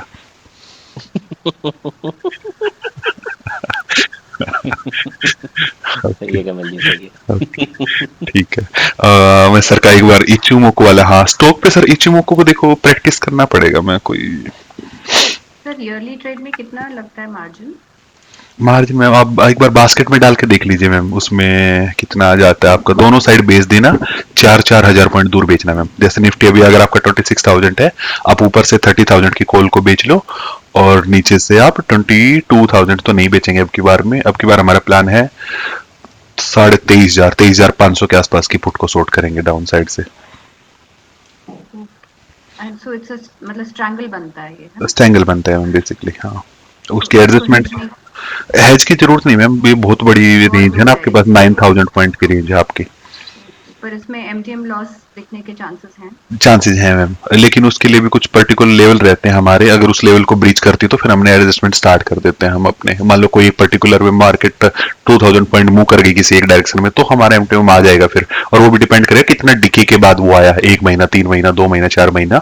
अगर डिके ठीक ठाक है तो लेवल को थोड़ा सा ऊपर रख लेते हैं, अगर जल्दी मूवमेंट हो गई है तो फिर हम अर्ली एडजस्टमेंट कर देते हैं अपने स्टैंगल एक लेग में किसी में। तो सर ये सबके साथ करेंगे आप ये कि अलग कुछ ग्रुप है इसका? इसका कोई ग्रुप नहीं मैम, इसको तो हम अपने पर्सनल लेवल पे ही करते हैं। आप लोग इतना डिस्कस कर रहे थे इसलिए मैंने बता दिया था आपकी उस टाइम। इसमें कोई गाइडेंस मिल सकती है? गाइडेंस तो क्या वो पर्सनल पोजीशन है मैम। वैसे अगर कोई बनाएगा मेरे साथ में बताऊंगा, जब मैं बनाएंगे किस दिन शाम को डिस्कशन हो रहा होगा तो बता देंगे। फिर भी कोई बना लेगा तो आप फिर कांटेक्ट में रहेंगे तो कर लेंगे मैम शेयर उसके साथ। Thank you. ओके मैम, ठीक है। ये इचिमोको है सर। कौन पूछ रहा था? शुक्ला जी आप पूछ रहे थे ना सर, इचिमोको के बारे में शुक्ला जी ने पूछा था ना सर। जी सर। ओके, ये स्टॉक में है सर। इचिमोको देखो, स्टॉक में जब बड़ा लेवल पकड़ता है तो ठीक ठाक है, लेकिन ये री एंट्री जो हुई है ना बीच बीच में, जैसे ये वाली प्रॉब्लम एक है, इसको थोड़ा क्रॉस चेक करना पड़ेगा। इस पे थोड़ा सा हमें, जैसे ये रेड बना दिया ना, ये बड़ी मूवमेंट कुछ हुई होगी इस कैंडल पे, तो रेड बनाया, फिर से ग्रीन में गया, फिर से रेड में आया, तो ये एक बार री एंट्री आपको चेक करनी पड़ेगी। लेकिन इंडिकेटर ने अगर अपना कलर कभी भी चेंज करवाया होगा ना सर, एक बात की श्योरिटी जरूर है। फॉर एग्जाम्पल आपने कोई एंट्री ले ली, इस रेड को देख के आपने इस कैंडल पे कोई एंट्री मार दी है, तो इंडिकेटर ने आपको एग्जिट करवा दिया सर। आप बहुत ज्यादा आपको नहीं फंसाया होगा। फॉर एग्जाम्पल आप यहाँ पे एंटर कर लिया कहीं पे 390 पे, बिल्कुल 390 तो अच्छा 390 आप यहाँ पे एंटर मार दिया सर इस ट्रेड में। और स्टॉक में जब भी एंट्री करते हैं सर, कंफर्मेशन के बाद एंटर करते हैं हम ना। 390 पे एंटर कर लिया और जैसे ही ग्रीन हुआ सर, इस वाली कैंडल पे ग्रीन हो गया, तो स्टॉक ने सर आपको निकाल भी दिया है 406 पे। आप यहाँ पे निकल जाओ स्टॉक से सर, जैसे ग्रीन में गया। ग्रीन में जाने 406 पे फॉर एग्जांपल यहाँ पे इस ट्रेड पे आपने एंट्री फिर से ले ली 406 पे, तो स्टॉक ने सर वापस आपको यहाँ पे बोला भी निकलो सर, आप 400 पे फिर से निकाला 6 पॉइंट के मूवमेंट पे, फिर ग्रीन में एंट्री करवाई है यहाँ पे। आपने यहाँ से अगर एंट्री ली तो फिर निकाला ही नहीं सर स्टॉक ने, आपने 400 पे एंटर करवा के आपको यहाँ पे एग्जिट बताया स्टॉक ने सर, आप यहाँ निकलो आके। अगर आप सेम टाइम फ्रेम भी फॉलो करते डेली वाला भी, और ये अच्छी खासी 465 तक आपको स्टॉक ने होल्ड करवाया, यहाँ पे जिसकी भी सेलिंग करवाई है यहाँ जाके निकाला है सर स्टॉक ने आपको।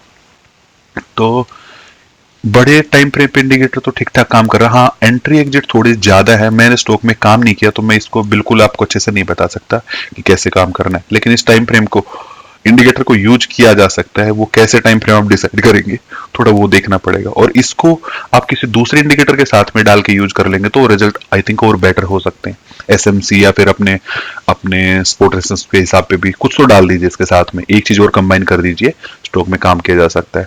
लेकिन जिस भी स्टॉक में काम करो, क्रॉस ओवर भी यूज कर सकते हैं। हाँ हाँ, कुछ भी यूज कर सकते हैं। एक और इंडिकेटर इसके साथ में आप यूज कर लीजिए, 2 से कंफर्मेशन ले। हाँ, तो जो ये छोटी छोटी री एंट्री एग्जिट है ना आपके, ये मिस हो जाएंगे, फिर वो आपके फिल्टर हो जाएंगे। ये फिल्टर होने के बाद और बेटर काम किया जा सकता है। लेकिन बड़ी मूवमेंट को बढ़िया से कैप्चर किया सर इंडिकेटर ने ना एवरी टाइम पे, बड़ी मूवमेंट को मिस नहीं होने दे रहा आपसे।